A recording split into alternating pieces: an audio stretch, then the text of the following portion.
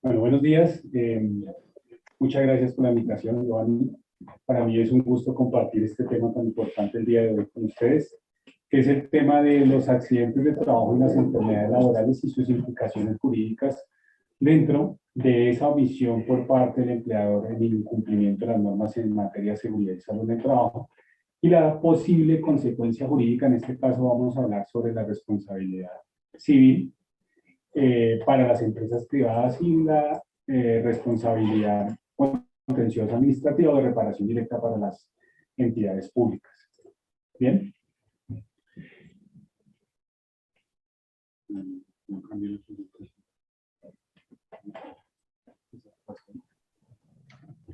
Muy buenos días, Giovanni. Por favor, a indicarle al docente que el audio no es perfecto, se le escucha con mucha distancia. ¿Se escucha?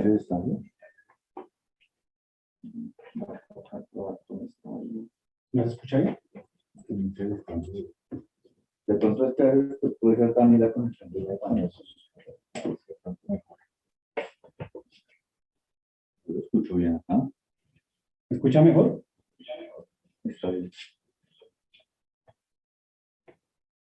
No sé, que está sonando bien. Es que no sé, yo por eso tengo.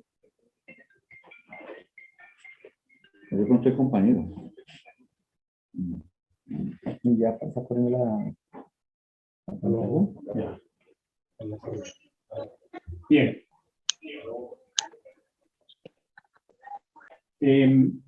Dentro del marco de los riesgos laborales y la seguridad y salud en el trabajo, existen unas obligaciones del empleado. Cuando se da ese incumplimiento, se genera una responsabilidad. En este caso sería una condena. Dentro de la condena que encontramos en el marco de los riesgos laborales, se generan como consecuencia de unas responsabilidades, y esas responsabilidades en materia de derecho laboral y riesgos laborales, y dentro de ello la seguridad y salud en el trabajo, pues vamos a encontrar la responsabilidad civil, la laboral, la administrativa y la penal. Esto es como cuando nuestra mamá nos decía: mijito, el que rompe paga. Es decir, el que causa un daño debe resarcirlo. En materia de derecho laboral, este daño tiene unos elementos propios para definir si efectivamente hay una responsabilidad o no por parte del empleador. En ese sentido encontramos...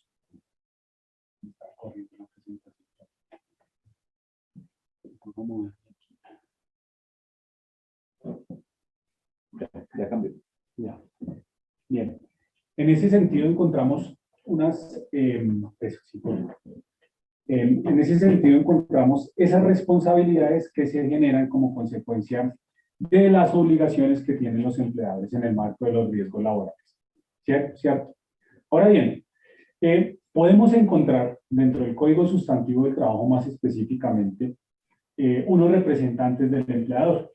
Esos representantes del empleador, por ejemplo, cuando uno va a una demanda de culpa patronal ante la justicia ordinaria laboral, alguna de las excusas de los empleadores es que nos argumentan que efectivamente algunas órdenes dadas por los empleadores, estas son transmitidas a través del supervisor, a través del jefe directo, y algunos de los argumentos que utilizan las empresas es: yo no di la orden como gerente, yo no di la orden como representante legal.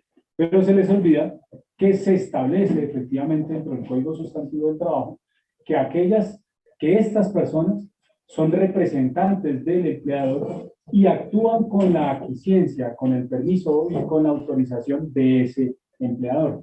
Así las cosas, si dan una orden mal, si incumplen las normas y procedimientos en materia de seguridad y salud en el trabajo, y esto genera un accidente de trabajo, una enfermedad laboral, pues tienen que ser responsables a la luz del artículo 216 del Código Sustantivo del Trabajo y del Código Contencioso Administrativo, si estamos hablando de una empresa o una entidad pública frente a ese incumplimiento de las normas en materia de seguridad y salud en el trabajo. Aquí también hay algo importante, y es que el decreto 1443 del 2014, compilado en el 1072 del año 2015, que como conocemos nos enmarca todas las normas en materia de seguridad y salud en el trabajo, pues nos determina que efectivamente esa responsabilidad de las empresas en el marco de los riesgos laborales, en la prevención y promoción de los accidentes de trabajo y las enfermedades laborales, también aplica para contratistas, subcontratistas, proveedores y demás. Es decir, que estas personas también deben ser incluidas dentro del sistema de gestión de la empresa. Y si hay un subcontratista que sufre un accidente de trabajo en el desarrollo de esa actividad económica de la empresa beneficiaria del servicio, pues puede ser responsable solidariamente. Y esto se ve mucho en las entidades del Estado, por ejemplo, que manejan contratos y licitaciones, que uno los puede mandar no solo al consorcio, a la empresa que se gana la licitación como empleador, sino también solidariamente a esa empresa que debió prever también las normas en materia de seguridad y salud en el trabajo para que ese contratista no se accidentara o sufriera un evento como consecuencia del incumplimiento de las normas. La resolución 0312 del año 2019, que son los estándares mínimos en materia de seguridad y salud en el trabajo, nos ratifica nuevamente. Es decir, que tenemos más normas que efectivamente van a exigirle a ese empleador, en primera mano, y segundo, a las empresas que se benefician de las obras y labores frente también al cumplimiento de esas normas en materia de seguridad y salud del trabajo. Ahora bien, mirando unas normas más específicas frente al cumplimiento de las normas en materia de seguridad y salud en el trabajo y esos accidentes de trabajo y enfermedades laborales, pues podemos ver el artículo 56 y 57 del Código Sustantivo del Trabajo.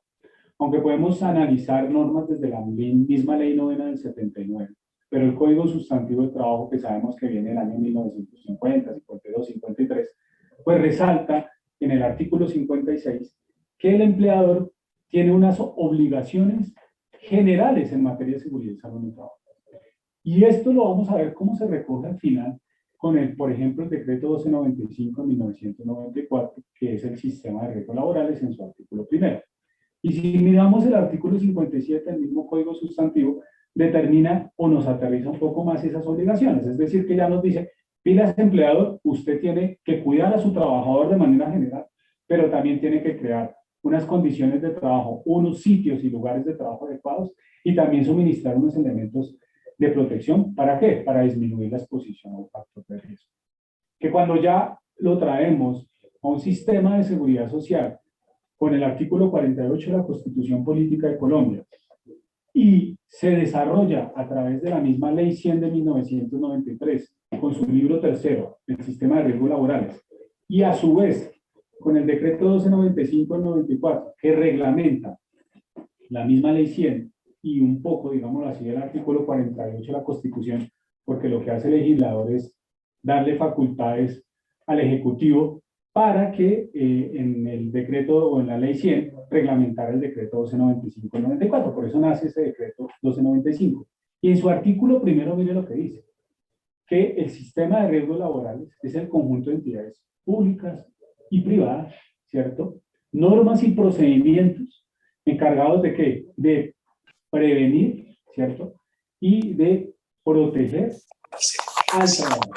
Es decir, proteger y prevenirlo frente a ¿qué? Frente a posibles accidentes de trabajo y enfermedad. Ese es el objetivo del sistema de riesgos laborales. Pero si se llega a incumplir, tenemos una consecuencia jurídica que se enmarca en el artículo 216 del Código Sustantivo del Trabajo, que es el que nos va a hablar de la responsabilidad civil. Esto en empresas privadas. Y en empresas o en entidades públicas, pues vamos a ver la acción de reparación directa, que es una forma en donde también, como consecuencia del incumplimiento de esas normas en materia de seguridad y salud en el trabajo, al servidor público por parte de la entidad del Estado, pues están inmersas también en una posible demanda de reparación directa, buscando que se reconozcan unos daños y perjuicios causados al trabajador como consecuencia de la omisión de ese empleado. Es importante resaltar que una responsabilidad, que es la que están viendo ustedes en la presentación, que es la responsabilidad laboral, pues lo que genera es que efectivamente con la afiliación al trabajador al sistema de seguridad social, pues le traslademos el reconocimiento de las prestaciones económicas y asistenciales al sistema de seguridad social, ¿cierto? En este caso específicamente al sistema de riesgo laboral. Pero si no lo afilia al empleador, que se han visto en varias empresas, que tenemos errores de afiliación, que no lo afilian al sistema de riesgos laborales, Pues el mismo decreto 1295, en su artículo del 94, en su artículo 4, determina que ese empleador debe responder por las prestaciones económicas y asistenciales que debió reconocer el sistema de seguridad social. Es decir, que no solamente viene una omisión desde la parte de la afiliación al sistema de riesgos laborales, donde ese empleador tendrá que asumir esa responsabilidad laboral con el pago y reconocimiento de prestaciones económicas y asistenciales, sino muy seguramente, si no estuvo afiliado el trabajador al sistema de riesgos laborales, pues imagínense, pues no pudo cumplir las normas de materia de seguridad y salud en el trabajo. O sea, si omite una afiliación al sistema de riesgos laborales, pues ahí para allá, cuente. ¿Qué más puede omitir? No va a tener ni un sistema de gestión, ¿sí? Entonces, allí también se podría ir enmarcando una responsabilidad civil frente a ese accidente de trabajo. ¿Bien? Esa responsabilidad que se delega al sistema de riesgos laborales a través de la afiliación al mismo, pues tiene una tasación, o sea, es decir, que esa responsabilidad va a reconocer las prestaciones económicas y asistenciales de un accidente de trabajo, una enfermedad laboral. Desde la parte de las prestaciones económicas vamos a encontrar la incapacidad temporal, la incapacidad permanente parcial, la pensión de sobreviviente, el auxilio funerario, la misma pensión de invalidez, ¿bien? Que debe ser reconocida por la administradora de riesgos laborales, ¿no? Pero en el caso que no esté afiliado, como veníamos comentando, pues el empleador tendrá que responder porque lo ordena la ley, ¿cierto? Porque el mismo artículo 4 del decreto 1295, como les decía, allí determina esa obligación.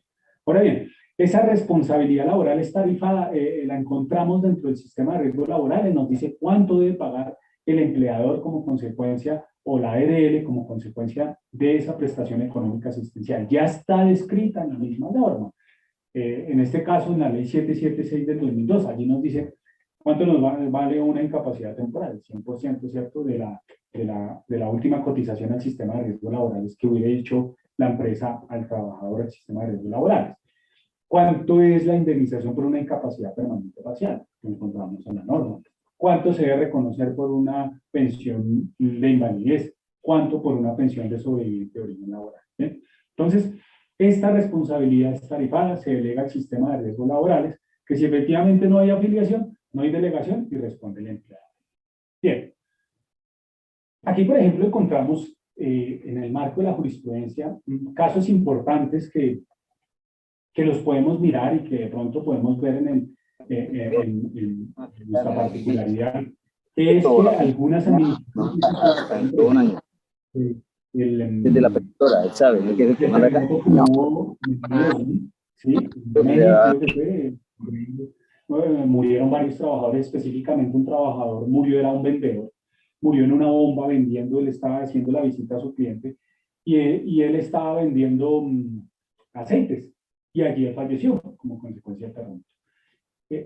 Fallece, pues los familiares van ante la ARL a que le reconozcan la pensión de sobreviviente por accidente de trabajo y pues la ARL se la niega.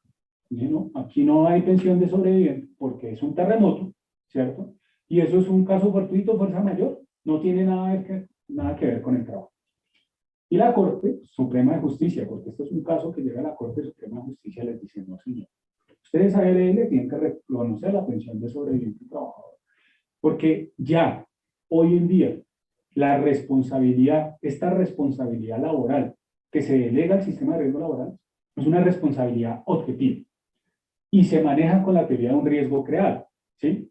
Es decir, que toda actividad laboral tiene un riesgo implícito y por eso a través de la afiliación al sistema de riesgos laborales yo lo que hago es afiliar ese riesgo, ¿sí? No importa si es un terremoto, un caso fortuito, un fuerza mayor. Hay otra jurisprudencia también, es el caso, por ejemplo, de unos trabajadores que iban en un vehículo transportado saliendo de las bananeras, creo que duraba algo así, y van en el vehículo de la empresa al pueblo, llega un grupo al margen de la ley, los baja con lista en mano y mata a algunos. Esa es la misma teoría que utiliza. Entonces allá también la ARL decía, son unos accidentes de trabajo, nada tiene que ver. Y los magistrados de las cortes les aclaran, de la Corte Suprema, sale a la hora y le dicen, no señor, eso es un accidente de trabajo por esto, esto y esto. Y además también nos explica que es accidente de trabajo en itinerario, o sea, el traslado de los trabajadores de su casa al sitio de trabajo o viceversa cuando el transporte lo suministra el empleador. Entonces, esto en el contexto de que cuando afiliamos al sistema de riesgos laborales, vamos a proteger de un riesgo, ¿sí? Que ya está, de un riesgo creado, y esa afiliación, y cuando va a responder la ARL, responde efectivamente. No importa quién tuvo la culpa, si tuvo la culpa el trabajador, si tuvo la culpa un tercero. No sé, también recuerden de cuando entró un señor a un banco en Suba, creo que un ladrón o algo, y mató al cajero allá, al que atendía los clientes. Eso es accidente de trabajo. El señor que estaba haciendo, trabajando. Aquí no miramos si no estaba o no, o si lo mató por cero. No, eso no tiene nada que ver. Es que el señor estaba trabajando y eso no rompe el nexo causal de que es accidente. Y esto no lo aclara en este tema de la responsabilidad laboral, que es una responsabilidad objetiva. Y nada tiene que ver si hay caso fortuito o fuerza mayor. Es decir, que si aplicábamos esa teoría, un poco hablando de historia, nos devolveríamos a la ley 57 de 1915, donde esa fue la primera definición de accidente de trabajo de Rafael Uribe Uribe, el congresista, el general de la guerra de los 1000 días, que subiendo las caminatas de los congresos tiene su historia ya, cuando aquí en Colombia pues estamos en un resentimiento de los derechos laborales, ¿cierto? En su momento. Allá la primera teoría que él trajo esa norma era la primera definición de accidente de trabajo, pero es que manejaba una teoría subjetiva. Es decir, que si era culpa del trabajador, había caso fortuito, fuerza mayor, no era accidente de trabajo y el empleado no respondía. Ya nos estamos devolviendo casi 100 años. ¿Sí? Pero aquí la Corte aclara ese tema. Bien. Eso frente a la responsabilidad laboral, aclarando que en esa responsabilidad laboral, donde tienen que responder las administradoras de riesgos laborales y el empleador si no filia a su trabajador, pues no existe alguna negación de la responsabilidad o argumentación de la misma si hablamos de una teoría subjetiva a mirar quién tuvo la culpa en el evento. No, es accidente, es enfermedad laboral, responde la ARL a ser calificada como tal. Bien. La segunda responsabilidad, que es la que venimos a ver, es esa responsabilidad civil, que nace fruto de ¿qué? De un evento que es calificado como de origen laboral, bien sea accidente de trabajo o enfermedad laboral. Pero lo primero que tenemos que tener en un contexto es la calificación del evento como de origen laboral, ¿cierto? Si no tenemos calificado el accidente como origen laboral, tenemos que hacerlo calificar. ¿Bien? Entonces, la definición de accidente de trabajo o enfermedad laboral va a estar en el artículo 3º de la ley 1562 del año 2012. Accidente de trabajo, enfermedad laboral, artículo 4. Esta fue una actualización que hizo la ley 1562 del mismo decreto 1295 que fue declarado inexequible para el tema de accidente de trabajo en el 2006 y enfermedad laboral en el 2008, si no estoy mal. Y sale la ley 1562 a llenar ese vacío. Entonces, lo primero que debemos tener es una calificación de un evento como de origen laboral. Eso es importante. Recordemos también que aquí el artículo, por ejemplo, para la enfermedad laboral, el artículo 12 del decreto 1295 nos dice que todo evento que no haya sido calificado como de origen laboral se presume que es de origen común. O sea, hay una contradicción. En lugar de ser, bueno, al contrario, algo así, porque siempre la norma tiene que ir a favor del trabajador. Pero aquí el 1295 nos dice esto. Entonces, para yo llegar a una responsabilidad en materia de riesgos laborales, tengo que hacer calificar ese evento como origen laboral. Hay unos términos, ¿sí? Y ese proceso de calificación pequeñito, en primera oportunidad, está en el artículo que después podemos hacer otra charla pequeña de cómo se hace un proceso de calificación en primera oportunidad, ¿cierto? Está en el artículo 41 de la ley 100 de 93. Entonces, cuando yo tengo una patología, ¿sí? Y esa patología ya me la diagnostican, ejemplo, un síndrome del túnel del carpo. Yo voy a la tabla de enfermedades laborales, decreto 1477 del año 2014, y allí la puedo encontrar enlistada. Pero eso no quiere decir que sea una enfermedad laboral, ¿sí? Para que sea enfermedad laboral, tengo que hacerla calificar en primera oportunidad. ¿Por qué? Por la EPS o por la ARL, ¿vale? Para así yo tenerla calificada, después de tenerla calificada, ya tengo un elemento que es el origen, ¿cierto? Laboral. Y lo segundo que debo tener para llegar a esa responsabilidad, ¿sí? Pues es el daño. ¿Cómo apruebo el daño? Con la calificación de la PCL, de la pérdida de capacidad laboral. Si no tengo daño, si no tengo porcentaje de pérdida de capacidad laboral, pues no podría irme en una demanda. Porque al momento que voy a demandar, ¿cuánto es su pérdida de capacidad laboral? Ay, 0. ¿Qué voy a demandar si no hay daño? ¿Sí? El trabajador no supo igual.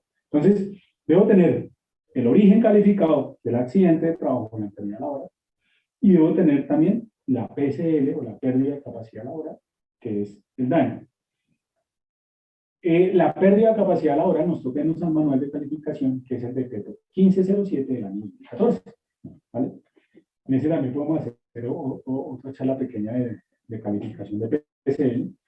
Bien, pero para entonces yo irme a una responsabilidad civil, tengo que calificar uno. Pérdida de capacidad laboral y origen. Bien, calificada pérdida de capacidad laboral y origen en firme, pues ya podemos ir a una demanda de responsabilidad, ¿cierto? Ya podemos ir a demandar, pero que esto esté debidamente ejecutoriado. Recordemos que ese proceso de calificación de pérdida de capacidad laboral y de origen, pues va a tener un procedimiento que es el mismo artículo 41 de la ley 100, ¿sí? Nos dice que efectivamente puede ir a la Junta Regional y a la Junta Nacional, ¿cierto? Entonces, ahora bien, ya tenemos calificado el origen laboral, 1. 2, ya tenemos la pérdida de capacidad laboral. Ahora podemos analizar el artículo 216 del Código Sustantivo de Trabajo para proceder con empresas privadas para demandar en responsabilidad civil, ¿cierto? Entonces, ¿qué nos dice el artículo 216? Que cuando exista culpa suficientemente comprobada del empleador en la ocurrencia del accidente de trabajo en la enfermedad laboral, ¿cierto? Debe resarcir al trabajador por unos daños y unos perjuicios como consecuencia de ese evento. Ahora bien, analicemos un poco el artículo. Entonces, ¿qué nos dice? Que el empleador, ¿cierto?, tuvo que tener la culpa. ¿Y quién la tiene que demostrar? El trabajador. Entonces, a los abogados nos toca entrar a demostrar la culpa del empleador en la ocurrencia de esa enfermedad laboral o accidente de trabajo. ¿Cierto? Entonces, ya tenemos un elemento que es ¿qué? El origen del evento, ¿cierto? 1. 2, la pérdida de capacidad laboral. Entonces, tenemos el origen, que sabemos que es laboral, el daño, con un porcentaje, y ahora tenemos que entrar a demostrar esa negligencia del empleado. ¿Y cómo demostramos esa negligencia? Con unos generadores de culpa, ¿cierto?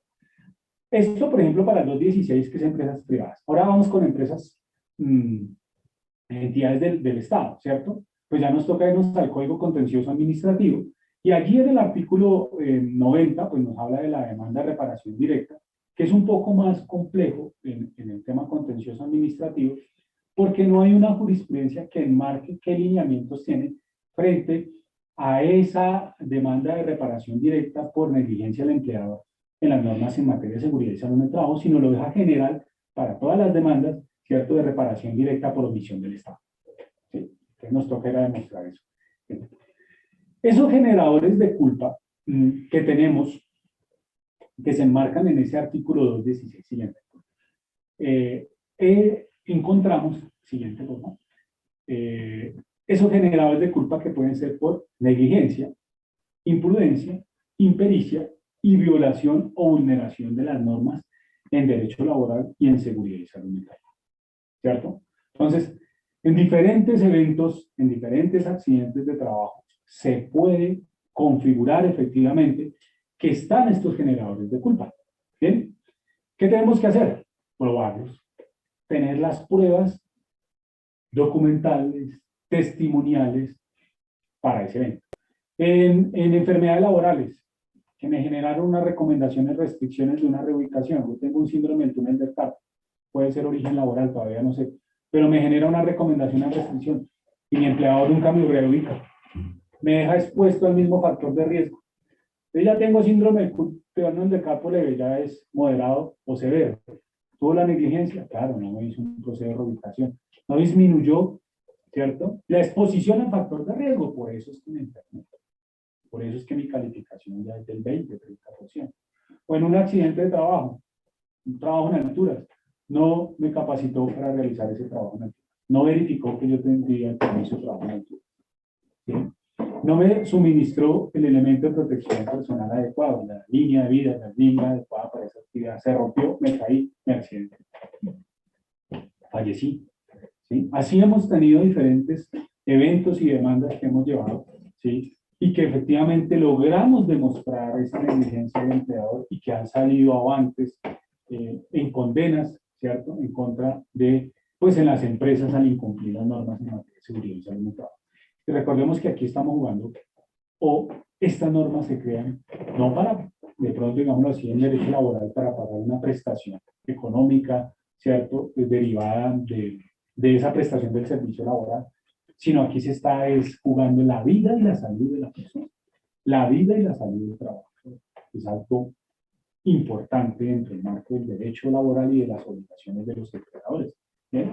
La misma OIT lo ha dicho, ¿cierto? El trabajo digno se enmarca también en unos buenos beneficios y en una prevención de accidentes de trabajo y enfermedades laborales. Eso está dentro del marco de la OIT.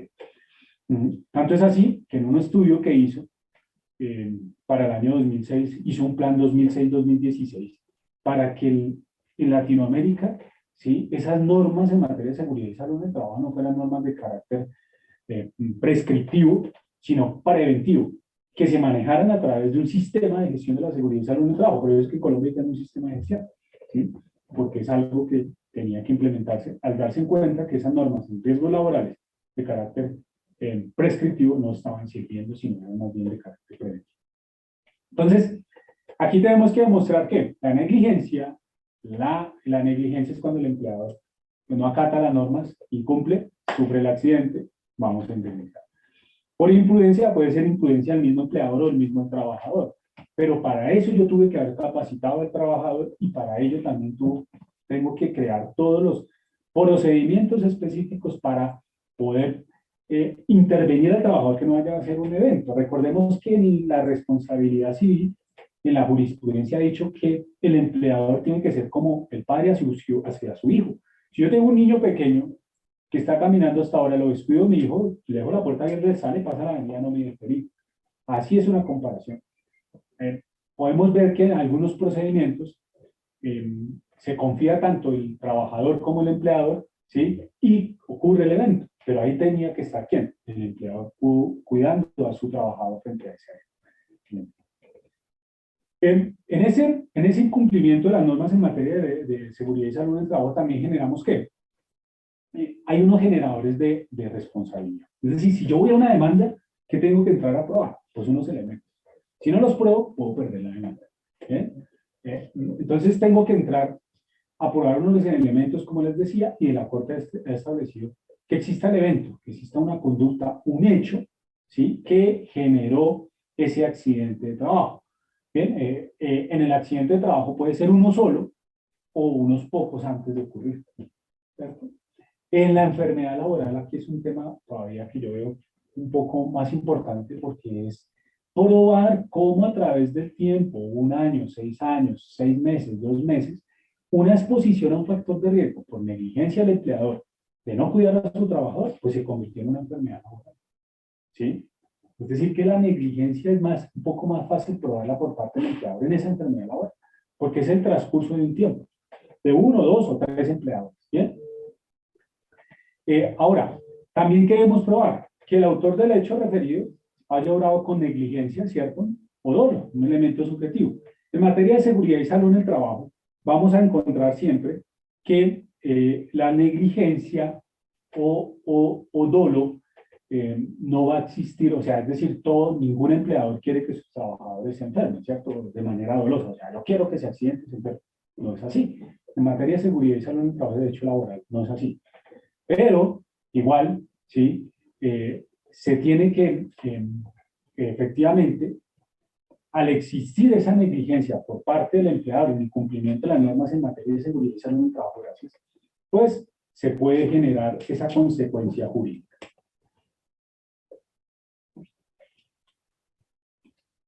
A final de cuentas, ninguna empresa, ningún empleador quiere que su trabajador se accidente, se enferme.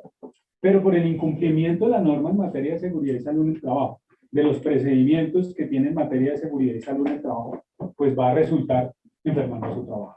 ¿Sí? Y que esto, efectivamente, lo que hace es generar una consecuencia jurídica, en este caso, pues, sería una condena más específica. Ahora bien, que exista un daño o un perjuicio, como les decía anteriormente. El daño o perjuicio, ¿qué nos lo trae? El daño o perjuicio nos lo trae, efectivamente, que si tengamos esa pérdida de capacidad laboral. Si yo no tengo una pérdida de capacidad laboral, si tengo el evento, o sea, Si ya me calificaron el hecho como un accidente de trabajo, una enfermedad laboral, y no tengo PCL, no puedo ir a demanda todavía. Me toca hacerme calificar, ¿cierto? Ahí es donde voy a probar el daño. Y un tema importante, que es probar que exista un nexo de causalidad, ¿cierto? Entre el daño y la culpa. Por ahí la mayoría de jueces nos están diciendo cuál es el nexo de causalidad. Aunque para mí es muy difícil, o sea, yo decir que no hay nexo de causalidad entre una exposición a un factor de riesgo y el daño, o sea, ¿cómo así? Efectivamente, en mi actividad laboral yo estaba expuesto a ese factor de riesgo, que no se hizo nada para procurar su disminución o evitarlo, y por eso me enfermé, ¿cierto?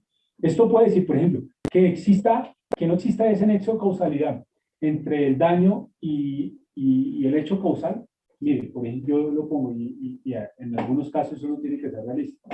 Caso, por ejemplo, de un mensajero. Él va en su moto, ¿sí? La moto tiene su revisión tecnomecánica, todo lo concerniente, y llegó un tercero, se pasa un semáforo y lo atropella. Pues efectivamente el empleador no va a tener la culpa en ese evento. ¿Sí? Ahí se rompe el nexo de causalidad porque no fue por una omisión o una negligencia por parte de él. Fue un tercero que ocurrió el accidente. Pero lo que hablamos, esto no quiere decir que la ARL no responda, es accidente, ¿cierto? Como ya dijimos en un principio, porque aquí es una responsabilidad objetiva. Pero ya cuando vamos a analizar la culpa, si la culpa la tuvo el empleador, pues muy seguramente uno va a decir, no podemos demandar, nos vamos a quedar sin un elemento, vamos a perder, ¿para qué demandar? ¿Cierto? Eso es lo que se hace referencia entre el nexo de causal entre la culpa y la existencia del mal. Ahora bien, esto frente el requisito que nos pide la justicia ordinaria laboral, los juzgados laborales. Ahora, el contencioso administrativo para el caso de ser los servidores públicos, ¿cierto? Vamos a encontrar unos elementos, que es el daño, ¿sí? Lo mismo, el daño. La deficiente prestación del servicio por parte de la entidad del Estado. Pero aquí lo que nosotros vamos a decir o vamos a probar es, mire, la deficiente prestación del servicio por parte de la entidad del Estado y la ocurrencia de ese evento al trabajador es porque, mire, la entidad del Estado debía tener un sistema de gestión de seguridad y salud en el trabajo. ¿Lo tenía? No. Debió haber identificado el factor de riesgo al que estaba expuesto el trabajador. ¿Lo tenía identificado? No. Creó un procedimiento, efectivamente, con una matriz de peligros para identificar, evaluar e intervenir ese factor de riesgo. No lo hizo. Hizo todo lo concerniente para disminuir esa exposición. Lo mínimo posible, no lo hizo. ¿Por eso qué? Sucedió el evento. ¿Y sucedió el evento que viene? En la demanda. ¿Claro? Viene la demanda. Entonces, ahí es donde vamos esos elementos, el daño, la deficiente prestación del servicio por el incumplimiento de las normas en materia de seguridad y salud del trabajo. Y ese nexo de causalidad, ¿sí? Probando que efectivamente por esa negligencia ocurrió el evento, pues iríamos en una demanda de reparación directa y una indemnización por parte de la entidad del Estado con un fallo de el juez contencioso administrativo. ¿Sí? Ahora, ¿qué podemos reclamar? ¿Qué se puede reclamar dentro de esas indemnizaciones? ¿O en qué iría la demanda? Para ello, hay unos generadores, o ya tenemos los generadores de culpa, ahora vamos con qué clases de culpa hay. Tenemos la culpa grave, la culpa leve y la culpa, pues, descuido levísimo. La culpa grave es lo que yo les decía, no tener ni siquiera afiliado al trabajador el sistema de riesgo laboral. Si no tengo afiliado al sistema de riesgo laboral, mucho menos voy a tener un sistema de gestión, ¿cierto?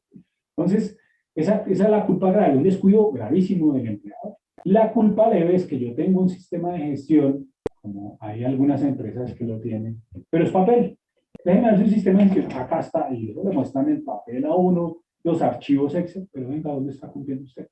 Aquí dice que usted tiene identificado tal factor de riesgo que le tiene que dar tal elemento de protección. Muéstreme que le entregó el elemento de protección. Ah, no se me ha entregado. Muéstreme que efectivamente aquí hay un riesgo químico. ¿Dónde está el etiquetado de esos productos químicos? ¿Dónde tiene el trabajador la mascarilla para la exposición de ese factor de riesgo químico? No lo tiene. ¿Sí? Entonces, es una culpa leve. Tengo mi sistema de gestión, pero no lo aplico. Y la gravísima, o descuido levísimo, es cuando yo tengo todo, tengo el procedimiento, tengo el elemento de protección y demás, pero me descuido en un procedimiento y mi trabajador se accidenta. Siguiente, por favor.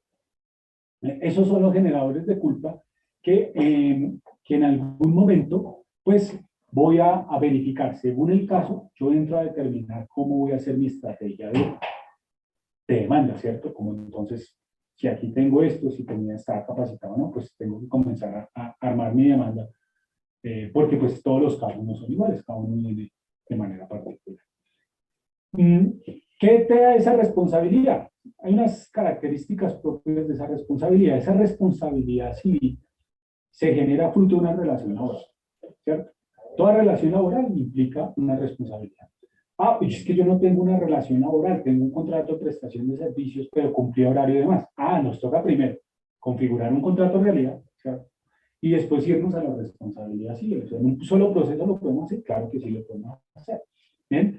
Pero esa responsabilidad nace de una relación laboral, ¿cierto? Esa responsabilidad civil y la responsabilidad de reparación directa nace de exclusivamente el empleador. O sea, el empleador es el que tiene que responder. ¿Bien? No, aquí no vamos a determinarlo. Y los daños no están tarifados. Los daños, esos daños que yo voy a pedir van a ser como consecuencia de unas características propias de la persona. La edad del trabajador, sus conocimientos que tuvieres, los familiares que tiene. ¿Sí? Si tiene esposa, si tiene hijos, cuántos es el número de esposa e hijos. Si no tiene esposa, los padres. Todos esos van en el marco de una indemnización, ¿cierto? Que son los perjuicios que yo voy a reclamar. Entonces, en ese contexto, analizamos el proceso y vamos a determinar. Esos daños y perjuicios que yo pretendo remediar, no es como antes que eran gramos, sino hoy son en salarios mínimos legales mensuales vigentes. Lo ha traído jurisprudencia del Consejo de Estado y jurisprudencia de la Corte Suprema de Justicia. Y esto es un proceso que necesariamente, si yo pues no logro una conciliación en primera oportunidad, pues me toca irme a un proceso contencioso administrativo de demanda ordinaria laboral. Bien, y algunos abogados en un principio, cuando se comenzaron a presentar estas demandas, en la defensa ellos ponían que como la ARL ya pagó una incapacidad permanente parcial al trabajador, no sé, 20 millones, pues descontaran esos 20 millones de la indemnización que uno estaba pidiendo en la demanda de responsabilidad. Sí, y la Corte Suprema le dijo, no, señor, una cosa es una cosa y otra cosa es otra cosa. Una cosa es la responsabilidad que hablábamos al principio, la laboral que responde la ARL, ¿sí? Una responsabilidad objetiva, y acá estamos hablando de una subjetiva que es usted empleador que lo tiene que asumir. Entonces, en ese contexto la Corte aclara. Ahora bien, ¿qué podemos solicitar en estas clases de demandas? O sea, ¿cuál sería la consecuencia jurídica para la empresa por ese incumplimiento? Desde la responsabilidad civil. Entonces, desde la responsabilidad civil, esos daños y perjuicios que yo puedo solicitar, el resarcimiento, como bien lo dice el artículo 216, y en la demanda de reparación directa, pues esos son unos daños patrimoniales, ¿cierto? En un principio. Entonces tenemos los daños patrimoniales, que es el daño emergente, ¿sí? Y el lucro cesante, ¿sí? Y los daños extrapatrimoniales, que serán el daño moral, el daño fisiológico, o el daño a la vida de relación, o el daño a la salud, que ya ahorita lo explico. Siguiente. Bien. Entonces, dentro del daño emergente, encontramos que es esos recursos que el trabajador se gasta como consecuencia de ello. Entonces, yo tengo que, me gasté, me tocó comprar silla de ruedas, me tocó pagar unos taxis, aquella situación que tenga, ¿cierto? Todo lo que yo me gasté para atender esa enfermedad laboral y ese accidente de trabajo, tiene que ser resarcido por parte del empleado. Pero aquí en materia de riesgos laborales ocurre lo siguiente, y es que cuando yo ya logro esa calificación, pues esto es una prestación económica que la ARL me tiene que responder. Entonces, si yo no estoy en condiciones para trasladarme en el servicio público, yo le puedo solicitar a la ARL que me pague o me dé ese traslado desde mi casa al sitio médico, ¿cierto? Entonces, sí, yo sé lo que la ARL me lo dé.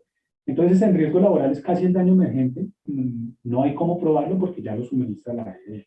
A veces cuando tenemos conflicto en calificación de origen, sí hay unos casos que se ven bien. Y el lucro cesante, pues es lo que yo dejo de percibir como consecuencia del accidente. Entonces, yo soy abogado especializado, un ejemplo, me gano 3 millones de pesos, pero como consecuencia del accidente ya no puedo realizar la misma labor, ¿cierto? Entonces ya voy a ganarme 2 millones de pesos. Esa, hay que hacer una tasación de esos daños y perjuicios a futuro con el fin de que sean resarcidos. ¿Y eso es cómo se hace la tasación?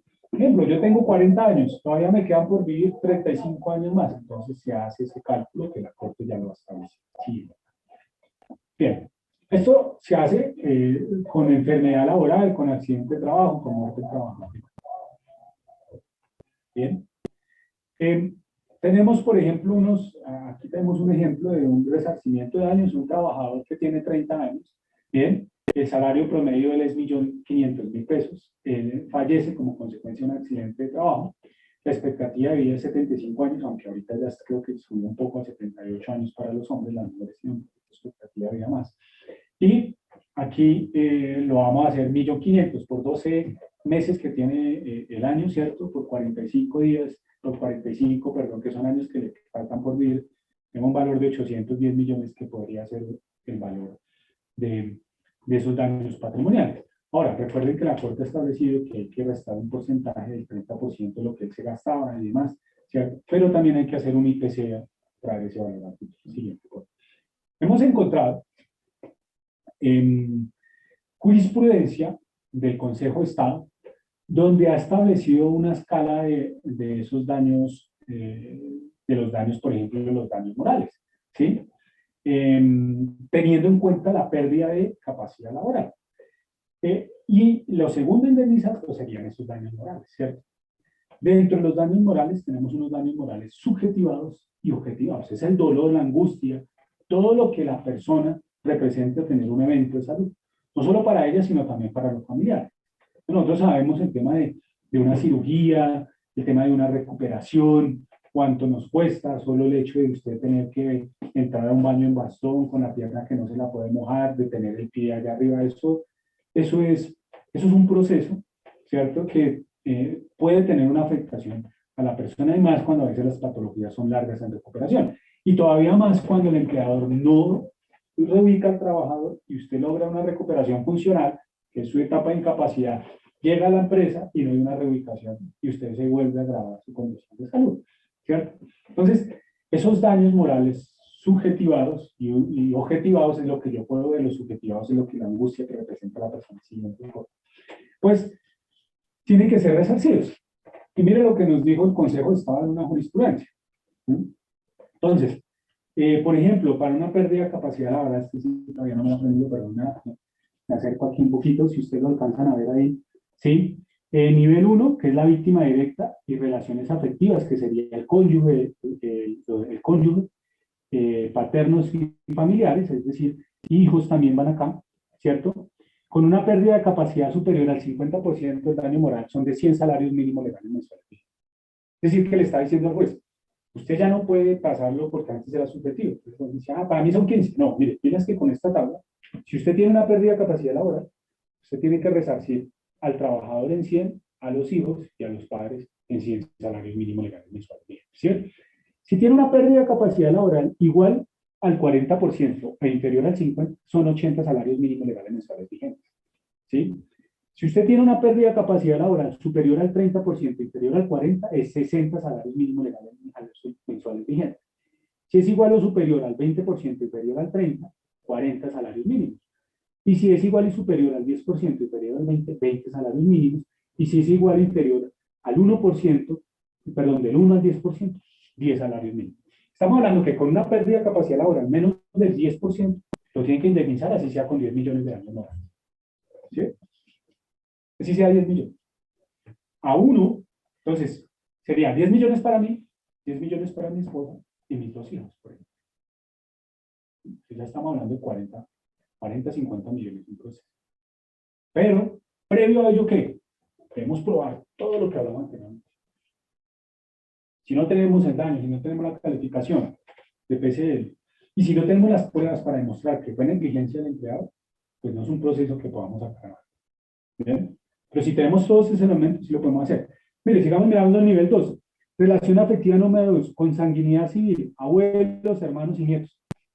¿Sí? También dice, daños morales. Para ellos, para abuelos, hermanos y nietos, 50. Bueno, 50 cuando tenemos 50% de pérdida de capacidad laboral o más, bueno, usted lo va a mirar, ¿cierto? Relación afectiva, ahí va hasta relación afectiva nivel 5. ¿Bien? Eso es una sentencia del Consejo de Estado, miren ahí yo se las puse Con radicado 27.709, magistrado ponente Carlos Alberto Zambrano, para que mire la jurisprudencia. Bien, siguiente. Eso frente a los daños morales, ¿cierto? Pero dentro de esos daños morales también, por ejemplo, la Corte Suprema de Justicia habla del daño a la vida de relación y nos dice que puede llegar hasta 200 salarios mínimos legales mensuales vigentes. Pero aquí el tema es que hay como un encuentro entre la Corte Suprema del Consejo de Estado y el Consejo de Estado nos dice, ese daño, la Corte Suprema de Justicia dice, daño a la vida de relación hasta 200 salarios mínimos y no solo de entrada del trabajador también, sino los familiares. Y el Consejo de Estado, siguiente por favor, dice, aquí no vamos a hablar de daño a la vida de relación, sino vamos a hablar de daño a la salud. Pero el daño a la salud no aplica para familiares.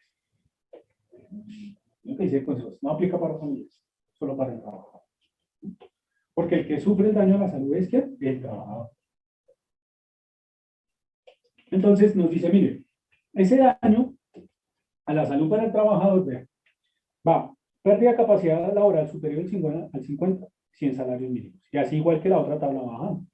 Pero es decir, que por los daños morales incluidos, objetivados, subjetivados y daño a la salud, por el trabajador, puede solo con una pérdida de capacidad laboral superior al 50 son 200 salarios mínimos legales que uno podría pedir en la demanda. A más o menos 200 millones de pesos. A 2022, ¿no? Y esta es la sentencia también del mismo radicado que vimos anteriormente. Siguiente. Entonces, esas son las pretensiones que uno puede poner en la demanda, ¿sí? Previo al reconocimiento. Y ahora, ¿qué criterios jurisprudenciales tenemos? ¿Qué ha dicho la Corte frente a esto? Dice, mire, pilas, tenemos que probar la culpa del empleado. Hay que probar esa culpa.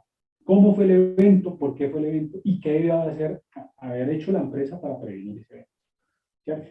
Allí nos van a ayudar muchas pruebas. Por ejemplo, la investigación del accidente grave mortal. Todo accidente grave mortal tiene que tener una investigación que va a hacer el empleado, radicarlo ante el Ministerio de Trabajo, resolución 1401 del 2007. ¿Sí? Entonces, si no lo hizo, ¿bien? Hay una negligencia más. ¿Ven? Ni siquiera tiene una investigación. Así yo he ganado unos casos en donde, mire, señor, pues, tanto la negligencia que no hizo ni siquiera investigación del accidente grave. ¿Qué más se le va a pedir? ¿Qué más le podemos pedir? O la misma investigación cuando lo hace no sirve, porque va a decir. Tuve un caso donde ganamos, con solo la investigación no tenía más pruebas. Pues fue en una hora, falleció una trabajadora. No teníamos más pruebas. Los testigos no dejaron entrar a los familiares a la hora para ver cómo fue el tema. No hicieron investigación. Ah, bueno, sí hizo investigación, lo que les decía, la investigación decía, aparte que la manipularon un poco, sí, muy seguramente, decía que no tenían un procedimiento para que esa trabajadora realizara la actividad. Y si yo no conozco qué es lo que hace ella, o sea, no conozco el procedimiento, pues voy a saber qué riesgos está expuesto. Así es. Ni siquiera es tomar una molestia. Bueno, su trabajo va a ser miramos qué riesgo. Uy, pilas que se puede caer de ahí. Señalicemos. Y preciso. Estaba concentrado en su trabajo, como hace una hora. Usted sabe que una hora levantar una cosa, un momento, ¡pum!, se cayó. ¿Qué parece? Primera instancia se perdió, segunda instancia en el tribunal, ¿no? Digo, señor, pues, ¿cómo es que no tiene un procedimiento, no sabían qué hacer? Mire, ahí lo dice, ¿no? Dentro de la investigación que se hizo. Y de ese fue el único elemento porque no tuvimos más pruebas directas que uno dijera, el testimonio de un compañero de trabajo, ¿no? A veces, ustedes saben cómo es ese tema más que. Bien, entonces, accidente de trabajo, enfermedad laboral, hay que calificarlos. Tienen que estar calificados para ir a demanda. Si no están calificados, uno pierde la demanda. ¿Sí? Pierde la demanda. Porque no hay origen. No hay evento. Algunos abogados a veces nos apresuramos a demandar. Ni siquiera está calificada la PCL y el origen. A veces no lo varían. Estamos demandando por una responsabilidad civil. Cuando llega el dictamen de la Junta, en pleno proceso, créanme que me ha pasado, no hay mira el origen común. Y estoy demandando por una responsabilidad. Y estoy viendo el peritaje común. Ya acabó el proceso, señor juez, una sentencia anticipada. ¿Sí? Y la no afiliación al sistema de riesgo laboral después implica lo que dice. Siguiente. ¿Qué otro nos dice por ahí la Corte? Las prestaciones están a cargo del empleador o dueño de la obra, la solidaridad, que es importantísima. La responsabilidad se genera por culpa del empleador, ¿cierto? Y las entidades del Estado, el dueño de la obra, la labor, serán solidariamente responsables. He tenido procesos específicos donde a veces esos consorcios, ¿sí?, se desaparecen. ¿Y quién le toca responder? A las entidades del Estado, alcaldías, municipios, ¿sí?, departamentos. Y ahí es donde uno lo que trata de hacer es jalar a los dueños de la obra. O en las mismas obras. Por ejemplo, en la construcción pasa mucho. Venga, trabaja conmigo, no está afiliado a la seguridad social, preciso en la obra, él es el que se cae.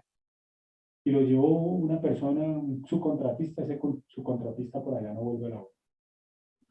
¿A quién nos toca demandar? A ese subcontratista que lo llevó, pero también al dueño de la obra, porque ese al final el que va a responder. ¿Sí? Si usted va a mandar al contratista, haga una sentencia, pero la tiene para marcar, porque no tiene cómo cobrarle ese dinero a esa persona, no va a tenerla, la persona no tiene los recursos. ¿Quién lo tiene? ¿Quién? El dueño de la obra, la labor. El dueño de la labor debe implementar un procedimiento como vimos al principio, para hacer la resolución 032, que es el que debe haber el procedimiento de incluir a esos subcontratistas en el sistema de gestión. ¿Bien? Siguiente, por favor. Eso frente a lo que ha dicho la Corte. Ahora bien, ¿cuánto es la prescripción? Irás con esto. ¿Sí? Para demandar tenemos 3 años. ¿Sí? 3 años. Pero, ¿cuándo se comienzan a contar? Que es importante. ¿Cierto? Se comienzan a contar para pérdidas de capacidad laboral por accidentes de trabajo, enfermedad laboral. Al momento que esté ejecutoriada la calificación de la pérdida de capacidad laboral del trabajador. Recordemos que esas calificaciones pueden llegar hasta la Junta Nacional. Entonces, si llegó a la Junta Nacional y ya quedó ejecutoriada, desde ahí contamos los 3 años. Si llegó a la Junta Regional, desde ahí contamos los 3 años, si no a la Junta Nacional. O si calificó en primera oportunidad la RTL, ¿cierto? O el Fondo de Pensiones también, porque puede ser, desde ahí comenzamos a contar los 3 años. ¿Bien? Desde ahí. Entonces, ¿por qué? Porque debemos demostrar el daño, y el daño lo demostramos con la pérdida de capacidad laboral. Tenemos 3 años para demandar. Si dejamos pasar los 3 años, perdimos. Bien, son 3 años para demandar después de la calificación de la pérdida de capacidad laboral. Si hay fallecimiento del trabajador, pues los 3 años se cuentan desde el fallecimiento del trabajador, porque ahí ya se configura el daño, ¿no? No va a haber pérdida de capacidad laboral, ahí ya se está configurando el daño y desde ahí comenzamos a contar los 3 años. Lo mismo, si ustedes tienen eventos, hace poco ganamos con sentencia de la Corte Suprema de Justicia, sala de casación laboral, donde variamos un origen. Un trabajador que sufrió un accidente de trabajo, sufrió un evento en un campamento y decían que no era accidente de trabajo. ¿Sí? La Junta Nacional dijo que no era accidente de trabajo. Demandamos, variamos el origen, y si es accidente de trabajo, lo hicimos a la Corte Suprema de Justicia, nos dijo, efectivamente sí es accidente de trabajo. Y la ARL le tocó responder por la indemnización, ahorita muy seguramente nos vamos a ir por la demanda de culpa personal. ¿Bien? Entonces esa prescripción siguiente, por favor, va de 3 años. Bien, perfecto. Y lo de la solidaridad, lo que les decía, el artículo 34 del Código Sustantivo del Trabajo determina la solidaridad. ¿De quién? Del dueño de la obra o la labor. Siguiente. Y ustedes van a encontrar, ahí nos dice, ¿cierto? Que el dueño de la obra o la labor es solidario frente al reconocimiento de esas prestaciones. Ya me comprometió Tanto prestaciones como indemnizaciones. Por eso es que la indemnización del artículo 16, nosotros la ponemos ahí como solidaria. ¿Bien? Entonces, ¿hay una solidaridad del dueño de la obra labor? Sí. Para nosotros como abogados este artículo es fabuloso. ¿Por qué? Porque nos vamos al dueño de la obra laboral, que como les decía ahorita, que tiene cómo responder, porque si no, a veces nos quedan sentencias para marcar. ¿Bien? Entonces, esa solidaridad va del artículo 34, pero pilas con esto. Para llegar allá al dueño de la obra labor, yo tengo que demandar al empleador. Si no demando al empleador, no le gano la demanda al empleador, no va solidariamente. Porque es que a veces se comete ese error. Que yo una vez demando a la empresa grande, pero nunca demandé a quién, al empleador. Entonces, eso es una solidaridad legal, es decir, está en la norma. Pero yo para llegar allá tengo que demandar a Pepito Pérez, ¿cierto? Decía un profesor mío, empanada la chirosa, ¿cierto? Y solidariamente a tal. ¿Bien? El empleador la chirosa, para poder llegar. Si no, no puedo llegar. O sea, si yo directamente demando el grande, al dueño de la obra, me quedo porque no demostré quién tenía la culpa, y la culpa es del empleador. El 216 dice, la culpa es exclusiva del empleador, no del dueño de la obra. ¿Bien? Siguiente. Eso es lo que en ese contexto nos trae ese artículo 16. Y miren esta jurisprudencia. Estas fueron contra centrales eléctricas de Norte de Santander, si no estoy mal. ¿Sí? Es un trabajador que estaban extendiendo una red eléctrica en el norte de Santander, en zona rural, si no estoy mal. Iniciaron las cuerdas, pero no hicieron un procedimiento para mantener esas cuerdas desenergizadas. No se sabe quién la energizó en su momento.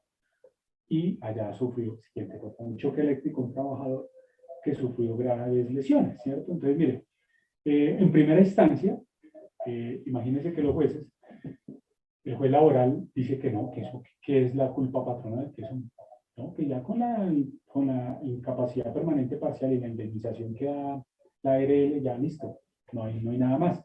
Confirma el tribunal y la Corte Suprema de Justicia les dice, no, señores, mire, la culpa patronal es esto, se las explica, les, digamos así, un poco lo regaña a los jueces y al tribunal, le dice, le ordena pagar un lucro cesante de 197 millones al trabajador y por unos perjuicios morales de 25 millones de pesos. Bien, siguiente, por favor. Y aquí hay una contra, no, la otra era mentira, la otra era contra una empresa de aseo, donde se cae un señor en el volco, que vuelvan un poquito, por favor, ya me confundí. Era un señor que estaba trabajando en una volqueta de aseo, y le botaron una bolsa de basura y la cogió, la volqueta todavía no está llena y se cayó dentro del vuelco con la bolsa de basura y se lastimó la espalda. Creo que sufrió un 35% de pérdida de capacidad ahora. Es esa. Y esa le da esa indemnización que le falta.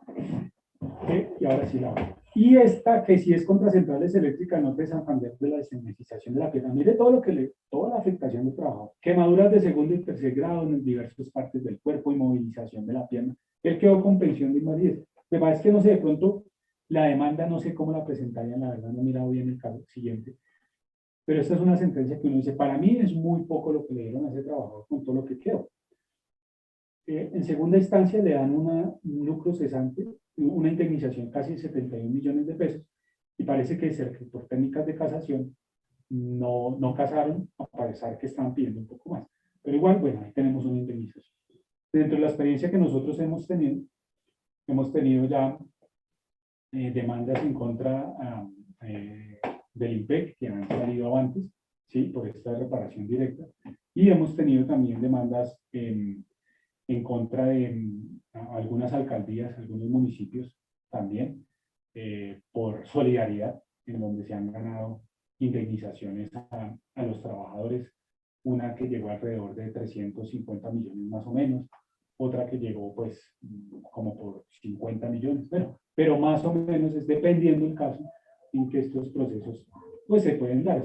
Recuerden que esto es un tema como de, cuando uno va a presentar una demanda, vamos como socios, ¿sí me hago entender? Entre el cliente y el abogado, porque nos tienen que aportar unas pruebas, hacer llegar los testigos a las audiencias para poder sacar el proceso antes. Es decir, que un solo abogado no trabaja solo, vamos de la mano con el mismo trabajador frente al proceso.